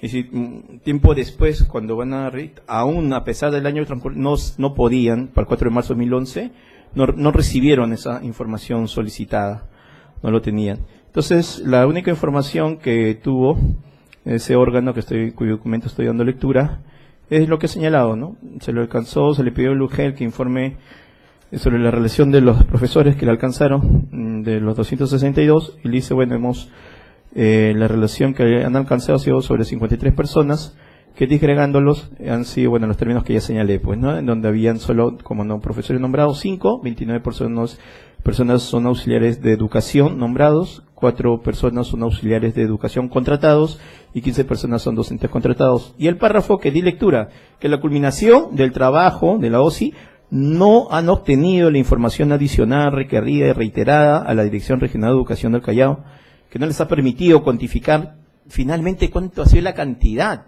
que son los que se han beneficiado en el sentido de los profesores nombrados, como requería así las bases, ¿no? Entonces, eso en ese extremo. A continuación van a hablar sobre, bueno, otro problema que han advertido, que no es de nuestra competencia, o no es de materia de juzgamiento. Y, sin embargo, va a volver a tocar, sí, el tema que nos aboca más adelante. Esto lo vamos a encontrar mucho más adelante. A ver, ¿cómo? Página. Hay un ítem, el 5, que en el número, en la parte inferior, como que está compaginado, ¿no? En la parte inferior del documento es el 020, página 25, del propio documento, digo, del propio documento, página 25. En la parte inferior está la numeración. Bien, ahí en la parte intermedia de la hoja vamos a leer que dice: el valor referencial del concurso público números 4-2008, Región Callao, Servicio de Capacitación en Idiomas para Profesores de la Región Callao, obtenido por la Oficina de Logística para el Servicio de Capacitación Integral en Idiomas, señalada indebidamente, que incluía el impuesto general a las ventas, ocasionando que la entidad suma por honorarios de arbitraje el importe aproximado de 20.000. Sobre esto, ¿por qué quiero hacer mención? Porque este tema ha sido aludido, algo así como se nos ha dicho acá, que ese nomás sería el monto, el perjuicio, ¿no? Un monto del pago de honorarios de arbitraje. Poco más, como que la acusación se estaría circunscribiendo a eso, ¿no? ¿Se meritaba o no meritaba pagar esos 20.000? Tal parece que en buena cuenta se nos sugería. Y no es cierto, porque como estoy dando lectura al desarrollo que viene a continuación, esos 20.000 responde, como él lo dice, si la entidad debía asumir o no los honorarios de arbitraje. Un importe aproximado, dice. Bien. Ahí dentro del desarrollo de eso, si algo más podemos rescatar es en la página siguiente, en el tercer párrafo, donde dice: de la revisión de los pagos efectuados al mencionado proveedor durante la ejecución del contrato 45, se aprecia que los montos facturados y pagados mediante comprobante de pago, y menciona justamente los 12 documentos que ya en el anterior documento se mencionó, y termina, después de mencionar ese listado, dice: no incluye el impuesto general a las ventas. No incluye. Nunca lo incluyó. Ese es el tema de por qué la Fiscalía le llamó la atención y enfatizó en su debido momento respecto al arbitraje. Y acá, después de hacer la reseña de estos recibos de pago, también este informe dice: no incluye el impuesto general a las ventas. Bueno, luego señala el tema que mediante carta sin número 26 de marzo de 2009 la empresa comunica a la entidad la decisión de acudir a arbitraje a efecto de solucionar diferencias con la entidad con relación a la afectación del impuesto general a las ventas. Como podemos reparar, y sirva para esto este informe, en estos dos párrafos que acabo de leer, en ningún momento, señor juez, y es por eso que tampoco está como medio de prueba en el arbitraje, en ningún momento hay una suerte de requerimiento a la empresa, a la entidad, a decirle: oye, me estás descontando indebidamente, te pongo en autos, te aviso, hay un descuento injustificado de tu parte. No, de frente al arbitraje, vamos al arbitraje. Y en el arbitraje recién que se entera la entidad lo que está ocurriendo. Por eso que el OSI tampoco no da cuenta de que exista un documento así donde la empresa advierta previamente a la entidad que le están reteniendo injustificadamente un determinado monto. Luego, luego señala la normatividad que ya lo conocemos, en el artículo 24 sobre la responsabilidad, donde el comité especial son solidariamente responsables, ¿no? En las ocurrencias que puede haber ahí. El 45, que también hay los reseñas sobre la competencia, el comité especial es competente, entre otras cosas, elaborar las bases, elaborar las propuestas, como bien sabemos. Y más adelante vamos a volver a encontrarnos con este concurso, porque hace mención a otros. En la página 34 del documento que estoy realizando, página 34, en la parte infine hay un título que dice: en el concurso público 4-2008, Región Callao, el comité especial admitió la propuesta de un postor que no cumplía con sustentar los requerimientos técnicos mínimos del personal propuesto, poniendo en riesgo la entidad por calidad del servicio ofertado. O sea, ¿cuál era el riesgo? Que ellos mismos lo señalan, ¿eh? Dice, poniendo en riesgo a la entidad por la calidad del servicio ofertado. Claro, porque si la calidad venía de la mano con el documento que acreditaba supuestamente cierta calidad, ese documento está siendo cuestionado.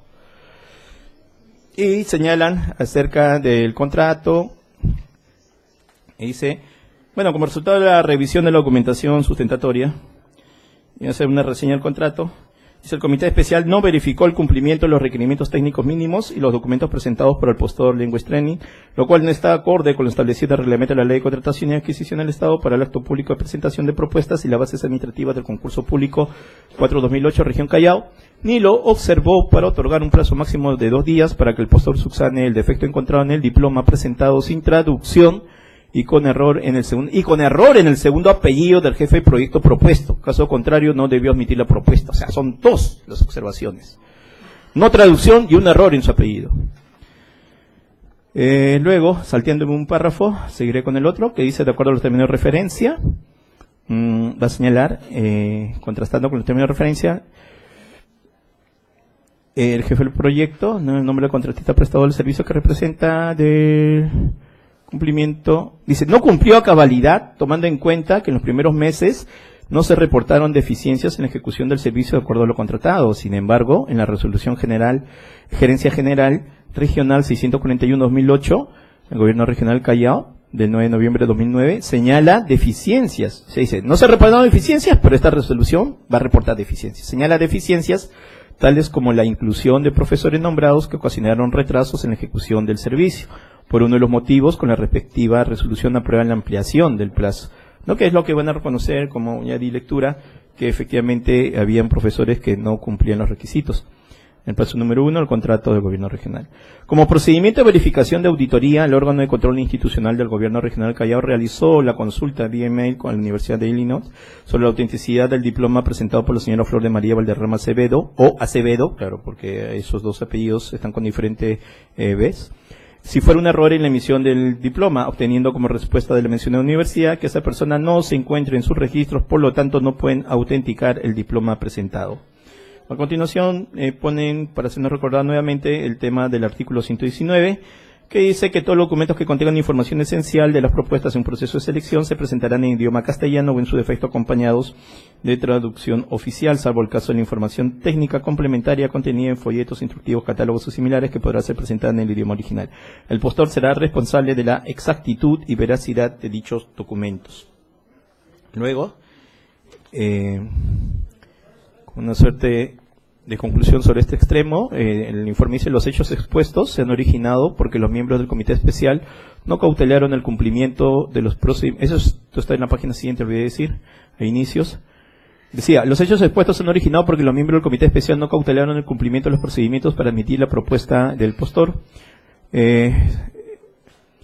Luego habla de la normativa de contratación y adquisición del Estado y en las bases administrativas del proceso de selección, ocasionando que se haya emitido una propuesta y otorgado la buena pro a un postor que no cumplía con los requerimientos técnicos mínimos de su personal propuesto como jefe del proyecto, poniendo en riesgo la calidad del servicio de capacitación en idiomas para profesores de la región Callao. En cumplimiento de la NAU 3.60, aprobada, normativa interna, el hallazgo de autoría que se revela fue comunicada a los funcionarios y sociedades comprendidos, otorgando la oportunidad de que presenten sus aclaraciones y comentarios, y los mismos que fueron evaluados, dice, previamente antes de emitir esta información. Y ya esto es un criterio administrativo propio de esta entidad que atribuye responsabilidad a Juan Carlos Chuy Fernández, Milagros Vanessa Padilla Camino, David Bernabé Medina Aiquipa, sobre ese extremo. Y luego, sigamos con la lectura de este documento, página 42 de este documento.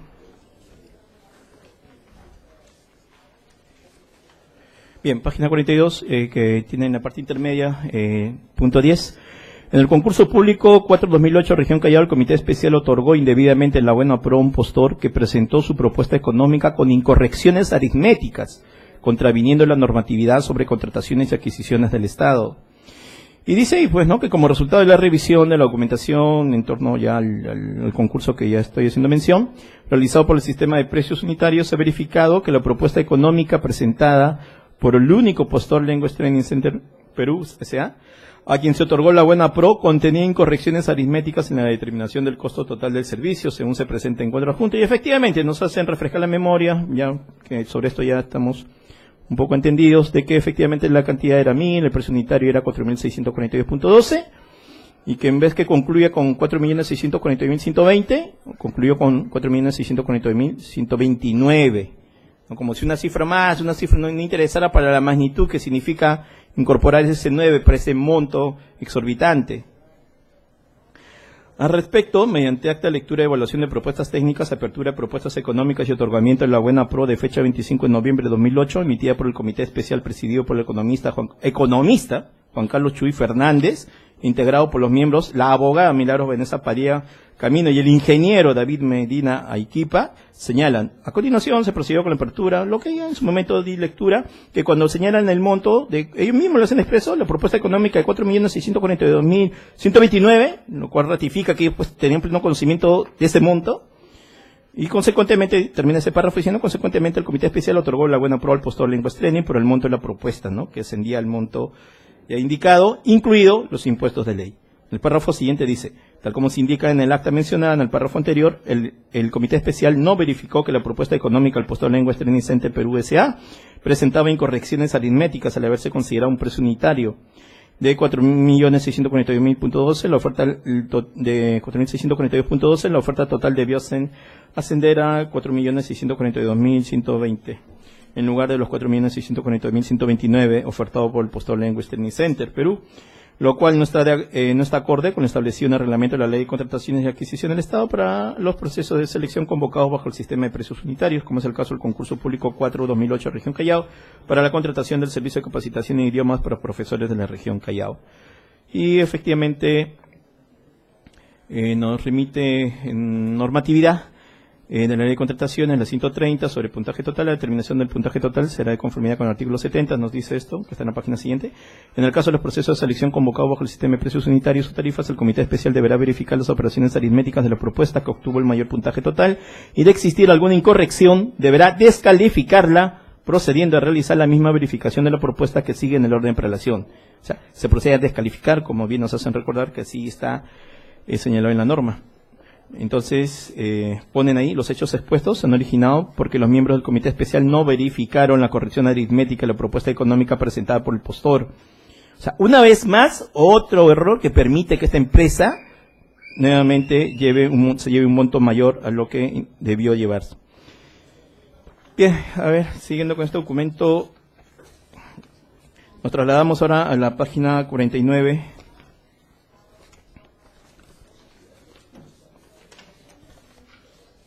En la página 49 está el punto 12, que dice, durante la ejecución del contrato 45-2008, Gobierno Regional del Callao por el Servicio de Capacitación en Idiomas para Profesores de la Región Callao, se otorgaron becas a diversos trabajadores del sector y no se informó sobre los participantes semibecados, contraviniendo la finalidad del contrato.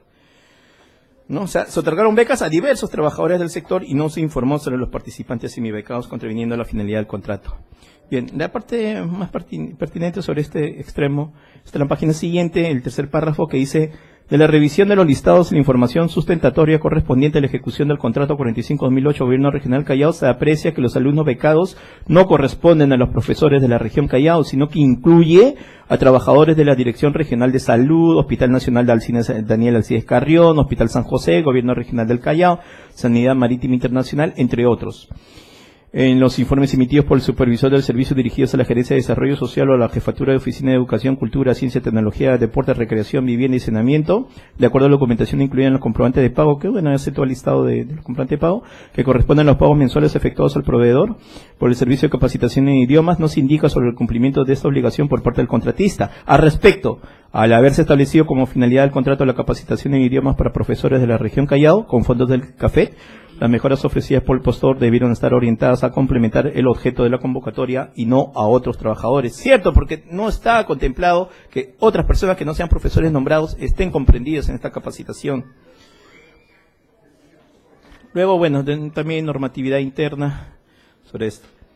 En la hoja siguiente, va a ser quizás más didáctico, un desarrollo hace un informe que estoy dando lectura, que en el punto C justo va a hablar acerca de los factores referidos al objeto de contrato, ¿no? En los criterios de evaluación que había, sobre mayor oferta de becas 5 puntos y sobre mayor oferta de medias becas 5 puntos.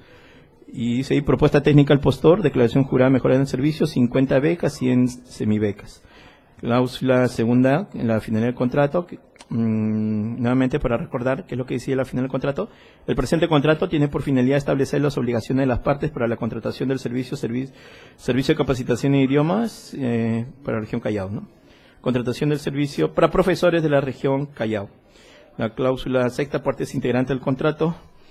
El segundo párrafo dice, los hechos indicados se originaron debido a que los supervisores encargados de verificar el párrafo final que diga de esta hoja, los hechos indicados se originaron debido a que los supervisores encargados de verificar el cumplimiento de las obligaciones contractuales no cautelaron el adecuado otorgamiento de las becas ofertadas por el proveedor como mejora al servicio, ocasionando que las 50 becas y 150 semibecas no hayan sido otorgadas a los profesores de la región Callao y conforme a la finalidad del CAFEN, perjudicando la capacitación de más profesores y la mejora de calidad educativa de la población del Callao.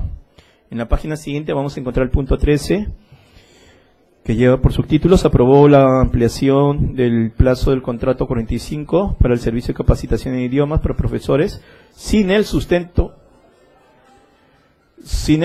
adecuado de la causal y el plazo otorgado por 103 días naturales. Eso es lo que nos dice el informe, ¿no? Que no había un sustento adecuado. Ahora vayamos a saber por qué afirman eso.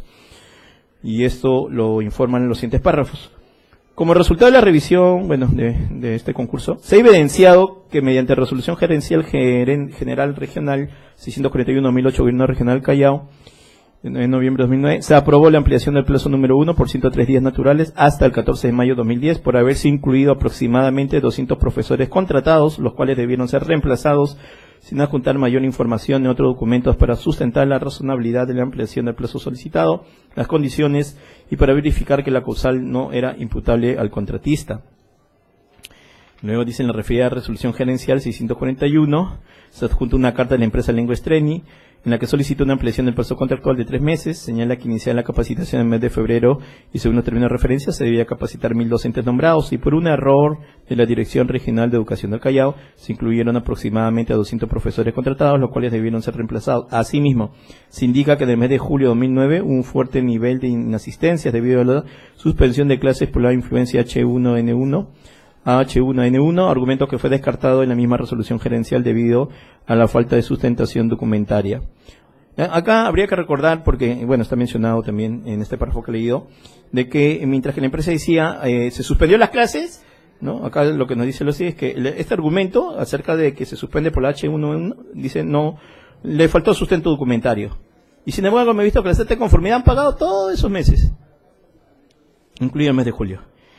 Luego dice en el último párrafo, como sustento de la mencionada resolución gerencial, se adjunta el informe 16 del supervisor de la actividad, donde manifiesta al jefe de la Oficina de Educación y Cultura que resultaría imposible cumplir con la prestación al 100% por hechos ajenos a la voluntad del contratista y que alrededor de 300 alumnos requieren se amplíe el plazo hasta el 22 de marzo 2010 y 90 alumnos hasta el 14 de mayo de 2010. Es decir, mientras que el supuesto error, ¿no?, de la DREC estaba alrededor de 200 profesores, acá se habla acerca de que hacía imposible cumplir el 100% por hechos ajenos a la voluntad del contratista, alrededor de 300 alumnos y 90 otros alumnos que también se le tendría que dar esas facilidades. Nótese que el número de profesores mencionados en el informe es mayor a las 200 personas, dice el primer párrafo de la página siguiente, es mayor a las 200 personas que indicó el proveedor en su carta 29. Y es cierto, ¿no? O sea, resulta ser mayor de lo que se está observando.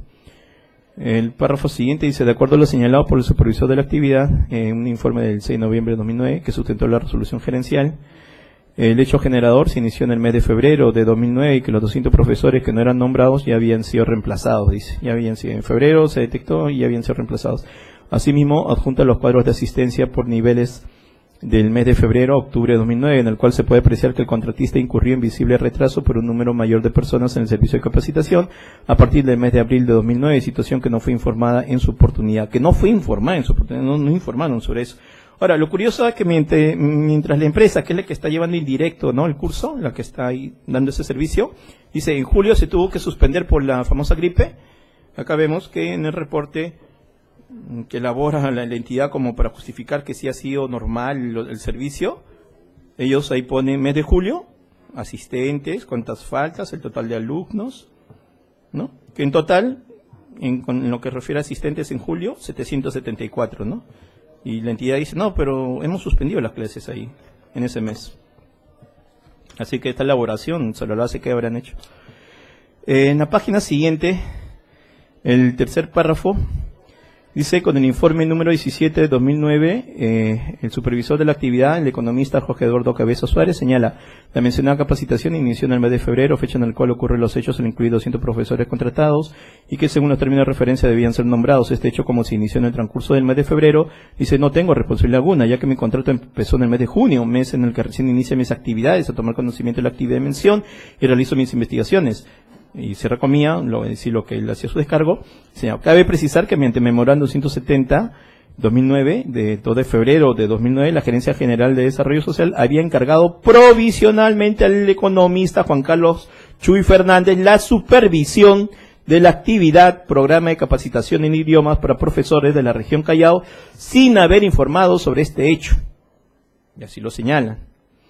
El párrafo siguiente, al respecto, mediante informe de actividad de 7/2009, la señora Milagros Isabel Benavides Vargas, coordinadora de la actividad, señala, es de importancia mencionar que de acuerdo a la supervisión realizada por el economista Jorge Eduardo Cabeza Suárez, hubo un fuerte desnivel en la asistencia de los alumnos. O sea, el nuevo se advierte, ¿no? Dice, hubo un fuerte desnivel en la asistencia de los alumnos, el mismo que pudo ser corregido a través de una adecuada, pudo haber sido corregido a través de una adecuada toma de asistencia. O sea, no había una adecuada toma de asistencia.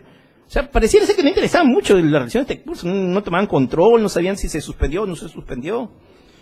Luego, ya casi en la parte final, en tanto párrafo el último, en la parte intermedia dice, además, si se consideró aprobar la ampliación por la inclusión de 200 profesores contratados en la capacitación en idiomas, el plazo debía ser otorgado en función a retraso en la capacitación de los 200 profesores nombrados que los reemplazaron. O sea, claro, solo en función de ellos, pues, si el problema era 200 contratados, entonces el retraso debe ir en función de los 200 profesores nombrados que reemplazaron, cuya relación nos había proporcionado, y no de un número mucho mayor de profesores por diversos motivos. Este documento es rico en datos, ya estamos terminando, en la página 56 van a culminar diciendo que Juan Carlos Chuy Fernández, ex supervisor de la actividad, como supervisor, así lo menciona, su calidad de ex supervisor de la actividad, y tiene responsabilidad por no haber informado oportunamente hasta febrero de 2009 sobre la inclusión de aproximadamente 200 profesores contratados en la capacitación en idiomas y los retrasos mensuales en la prestación del servicio. La página siguiente, primer párrafo, la parte final del primer párrafo dice, bueno, que apunta a una copia simple del diploma de la Universidad de Illinois sin traducción otorgada por la señora, aunque es una reseña acerca de lo que presentaron.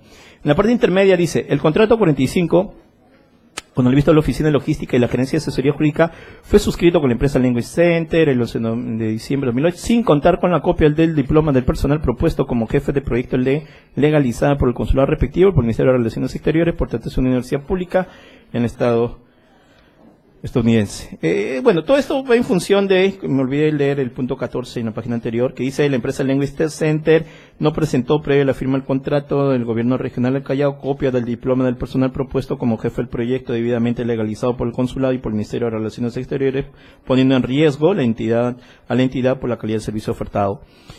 Luego señala acá que en la parte intermedia, de acuerdo a los términos de referencia de ejecución del servicio que forman parte del contrato 45, el jefe del proyecto era responsable a nombre del contratista, prestador del servicio que representa, del cumplimiento del contrato suscrito con la entidad. O sea, no es que pues, sea cualquier personal, que no es secundario.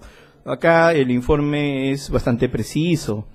Y bueno, reitero nuevamente que el jefe del proyecto era el responsable a nombre del contratista, prestador del servicio que representa, del cumplimiento del contrato suscrito con la entidad, porque era el jefe del proyecto.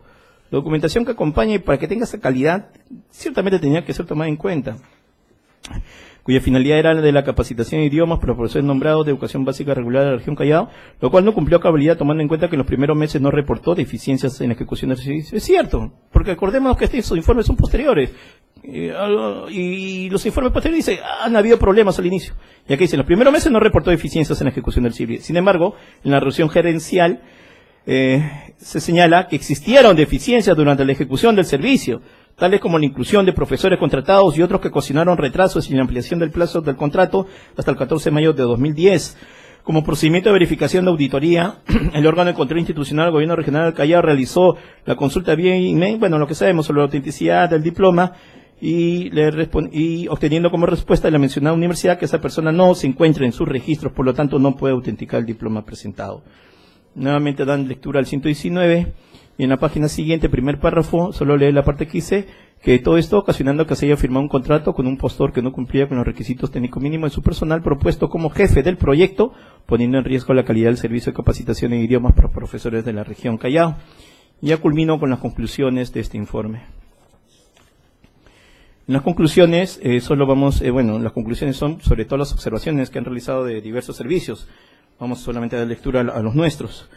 El punto 5, el valor referencial del concurso público 4-2008, obtenido por la Oficina Logística para el Servicio de Capacitación Integral en Idiomas, señalaba indebidamente que incluía el impuesto general a las ventas, ocasionando que la entidad asuma por honorarios. Claro, acá lo que hace el OSI es decir, bueno, es que lo han incluido de manera indebida, pero lo cierto es que incluido estaba, pues, indebido, pero estaba. O sea, quien firmaba sabiendas que estaba incluido el impuesto general a las ventas dentro del contrato, que lo comprendía. El punto 8, en el concurso público 4-2008, el Comité Especial admitió la propuesta de un postor que no cumplía con sustentar los requerimientos técnicos mínimos del personal propuesto, poniendo en riesgo a la entidad por la calidad del servicio ofertado. Y claro que lo puso en riesgo porque no advertía los problemas que había, según los informes que hemos dado lectura. En el concurso público 4-2008, punto 10, en el concurso público 4-2008, el Comité Especial otorgó indebidamente la buena pro a un postor que presentó su propuesta económica con incorrecciones aritméticas, contraviniendo la normatividad sobre contrataciones y adquisición al Estado, ocasionando que se otorgue indebidamente la buena al postor en language training, que debió ser descalificado. Punto 12, la conclusión, durante la ejecución del contrato 45-2008, se otorgaron becas a diversos trabajadores del sector y no se informó sobre los participantes semibecados, contraviniendo la finalidad del contrato, perjudicando la capacitación de más profesores contratados y la mejora de la calidad educativa de la producción del Callao. Punto 13, se aprobó la ampliación del plazo del contrato 45 sin el sustento adecuado de la causal y el plazo otorgado por 103 días naturales, poniendo en riesgo a la entidad de eventuales reclamos posteriores de mayores costos y o gastos por parte del contratista. Claro, como potencial riesgo estaba ahí. El punto 14, la empresa Language Training Center Perú no presentó previa a la firma del contrato del gobierno regional copia del diploma del personal propuesto como jefe del proyecto debidamente legalizado. Luego, punto 15, la participación de docentes contratados en la capacitación efectuada a través del contrato 45, amerita, ellos consideran que debía ampliarse ahí la investigación. Y bien, eso es todo. Recordar nuevamente que esto fue redactado el 4 de marzo de 2011 como está en su parte final. Bien, señor juez, el valor probatorio que la Fiscalía otorga son justamente las observaciones que oportunamente formuló la OSI. Oportunamente en entendido que mucho antes de requerimiento de acusación ya habían sido advertidos estos problemas que justificaron en su momento la investigación y esta acusación. Y reparar en que vendría a ser una suerte de resumen de todo lo que la Fiscalía viene señalando hasta el día de hoy con la realización de los documentos anteriores, que en buena cuenta lo ha resumido las conclusiones de este informe. ¿Alguna observación?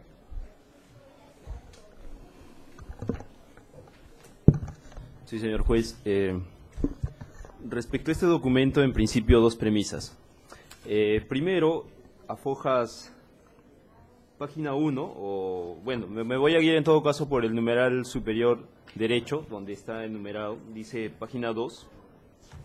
Ítem 3 dice alcance del examen.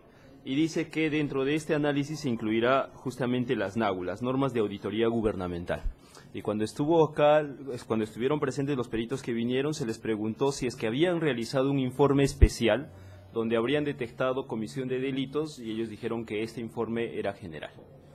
Y la segunda circunstancia que es importante es en la página 5, comunicación de hallazgos, y esto es sumamente importante en realidad porque cuando se lee o se pretende apreciar un medio probatorio de manera parcial, de manera incompleta, evidentemente se pueden llegar a conclusiones distintas.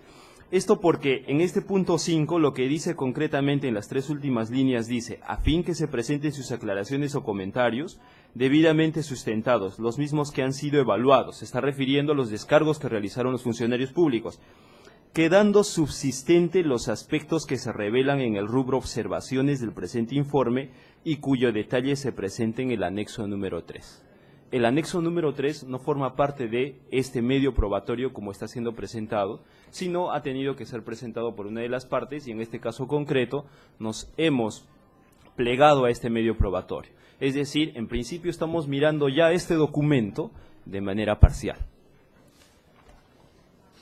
Ahora bien, como aspectos de fondo, los aspectos que está observando el Ministerio Público.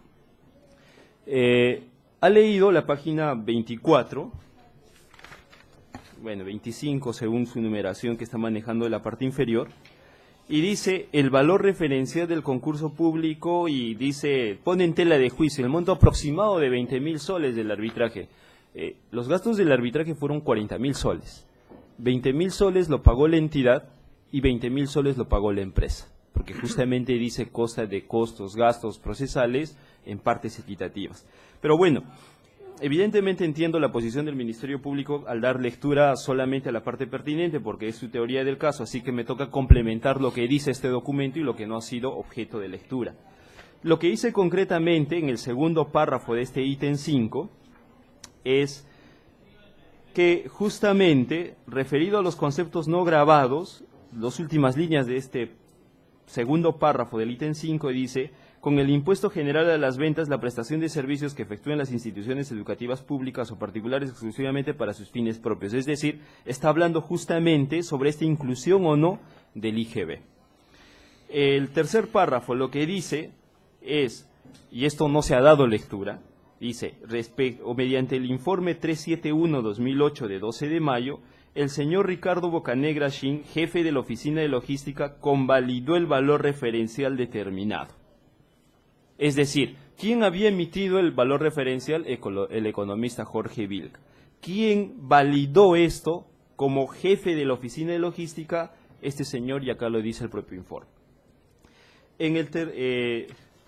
Después, a folios 26, donde dice justamente los montos de arbitraje 40.000, pero 20.000 que los asumió la entidad en partes equivalentes. Pero ¿qué dice justamente respecto a ese monto? A fojas 29 dice que no ha sido objeto de lectura por el fiscal. Dice, debemos señalar que al economista Jorge Luis Vilca Vargas, en su calidad de encargado de la determinación del valor referencial, identificar, dos últimas líneas, identificar responsabilidad civil de recupero por el importe de 20.000, hecho que deberá ser tomado en cuenta por la institución para futuros contratos. Es decir, ¿cuánto es el perjuicio? 20.000. ¿Quién es el responsable? Este economista. Lo dice el propio informe de control. Y bueno, el siguiente párrafo justamente dice, textualmente, es responsable únicamente quien elaboró el valor referencial, señor economista Jorge Luis Vilca Vargas. Eso respecto al primer punto de si determinó o no el valor referencial los miembros del comité como objeto de imputación.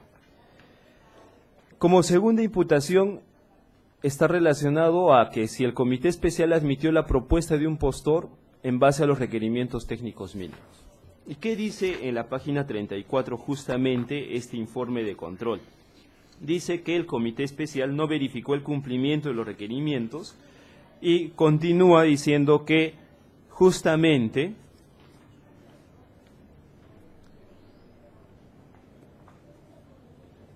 dice que respecto a los reportes, las deficiencias en la ejecución del servicio de acuerdo a lo contratado, estará haciendo referencia exacta a la ejecución del contrato. Y cuando hace mención al artículo 119, porque eso es lo que se nos está atribuyendo, que se infringió este artículo 119, evidentemente el informe de control solamente hace mención al primer párrafo de este artículo. Y nosotros, como lo demostraremos, y además como venimos diciéndolo insistentemente, el razonamiento del comité ha sido basado en este segundo párrafo del artículo 119, no en base al primer párrafo. Pero bueno, por si ello no fuera suficiente, a fojas 36, segundo párrafo dice, en cumplimiento de las NAGU, efectivamente este tema que estamos discutiendo constantemente de si se aplicaba finalmente el primer párrafo, el segundo párrafo del 119, dice justamente, el hallazgo de auditoría que se revela fue comunicada a los funcionarios y servidores comprendidos, otorgando la oportunidad de que se presenten sus aclaraciones y comentarios, los mismos que fueron evaluados previamente a la emisión del presente informe y cuyo detalle se aprecia en el anexo número 3. Es decir, si finalmente se aplica el primero y segundo párrafo, no está en este documento, sino está en este anexo número 3. Y que bueno, me voy adelantando, efectivamente, el informe de control dijo que esta era una cuestión interpretativa, básicamente.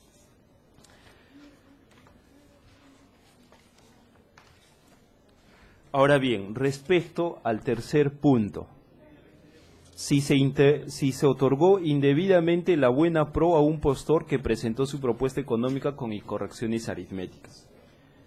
No obstante que mi patrocinado ya en su ampliación de declaración lo ha especificado, pero voy a tratar de ser un poco más sencillo a efectos de que no se le dé mayor vuelta en base a este documento. Lo que dice es, en el cuadro, dice la oferta total 4.642.129.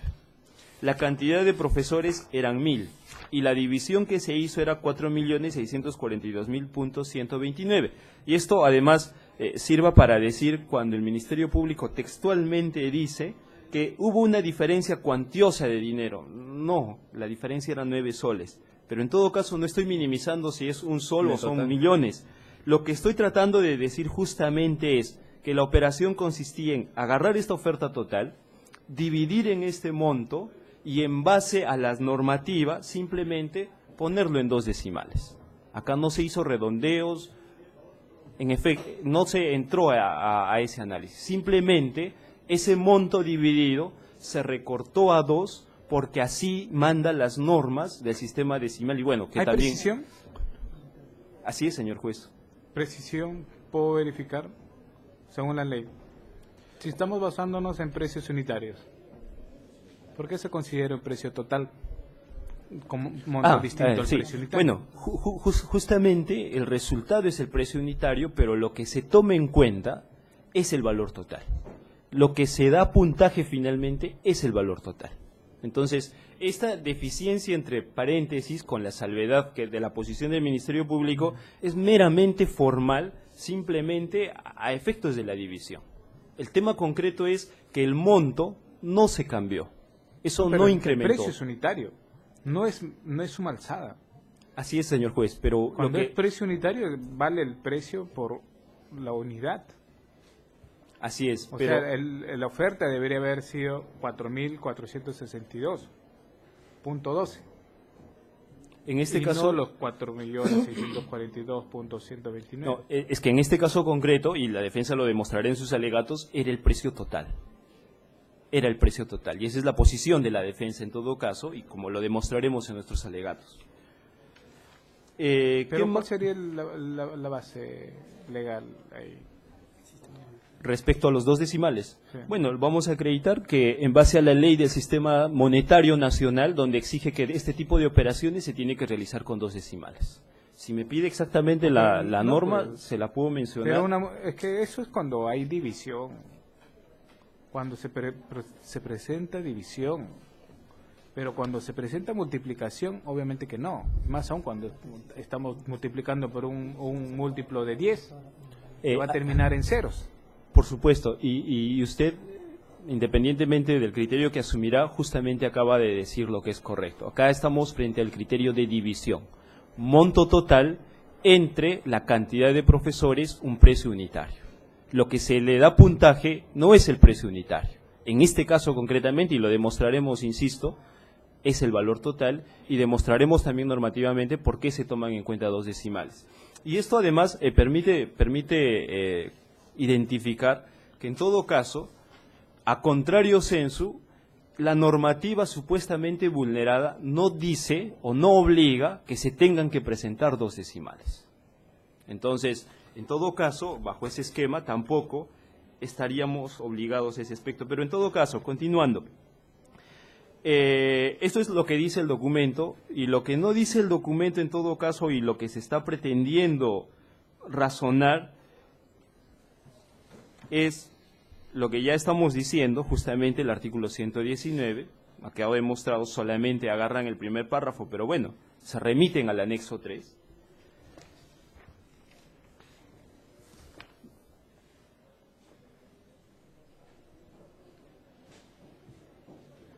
Respecto a los requerimientos técnicos, hay un aspecto sustancial, y es que el Ministerio Público insiste en que no habrían cumplido los requisitos, etcétera, pero ya lo demostraremos también que el Ministerio Público retiró como medios probatorios, por ejemplo, la experiencia en cuanto a boletas, una serie de documentos, y eso no lo tiene finalmente como medio probatorio, porque tampoco era requerimiento técnico mínimo en todo caso. Entonces, básicamente esas son las observaciones. ¿Algún otro? Sí, con respecto, para complementar el tema, señor juez, ya que mi colega ya ha precisado los 4 puntos de observaciones y justamente la apuntación del fiscal, es con respecto al quinto punto que justamente le están imputando a mi patrocinado con respecto a la supervisión. Si leemos la página 54 que ha referido el referido informe, justamente acá esto es el párrafo del informe 17-2009, donde el supervisor economista Eduardo Cabeza Suárez es quien realiza la supervisión e indica que en el mes de junio recién inició sus labores. Ahí también se hace la anotación que la existencia de un memorando 170-2009 GRS del 2 de febrero de 2009, donde dice que la Gerencia de Desarrollo Social le había encargado personalmente a mi patrocinado la actividad de supervisión. Sin embargo, señor juez, si recordemos, cuando vinieron los testigos técnicos que elaboraron el informe, a la pregunta que hizo la defensa con respecto si tuvo a la vista o existe el memorándum 170-2009 en los 8 tomos del expediente, no existe ese documento. Y cuando yo le pregunté al testigo técnico, que es el autor del informe inicial, dice que lo tuvo a la vista, pero cuando le contrainterrogué y le pregunté, ¿está el documento en el expediente? No me supo contestar, señor juez. Por insuficiencia probatoria no hay hasta ahora dentro del juicio que, de acuerdo a lo que dice el informe, que mis patrocinados ya ha hecho la labor de supervisión.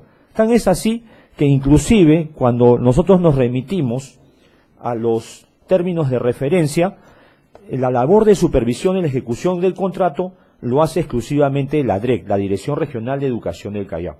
Por esta observación es la que yo hago con respecto al informe detallado del señor representante del Ministerio Público. Inclusive también la defensa, al inicio del juicio, propuso como nueva prueba un memorándum, la que usted me denegó por cuanto ya la entidad unidad usuaria ha indicado que ese documento, ese memorándum de designación de supervisión no existe. Inclusive no existe informe tampoco, señor juez. Y por eso que ahí hay un vacío con respecto a la elaboración de este informe técnico elaborado por los testigos que ya han declarado en este juicio. Esa es la observación que tengo que hacer. ¿Alguna otra observación?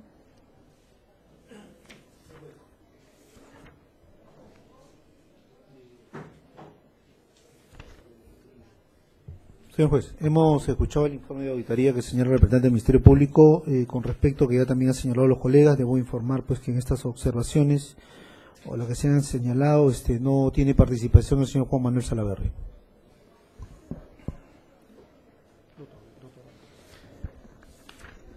Vamos a hacer una pausa, unos 5 minutos. Regresamos a las 10:40.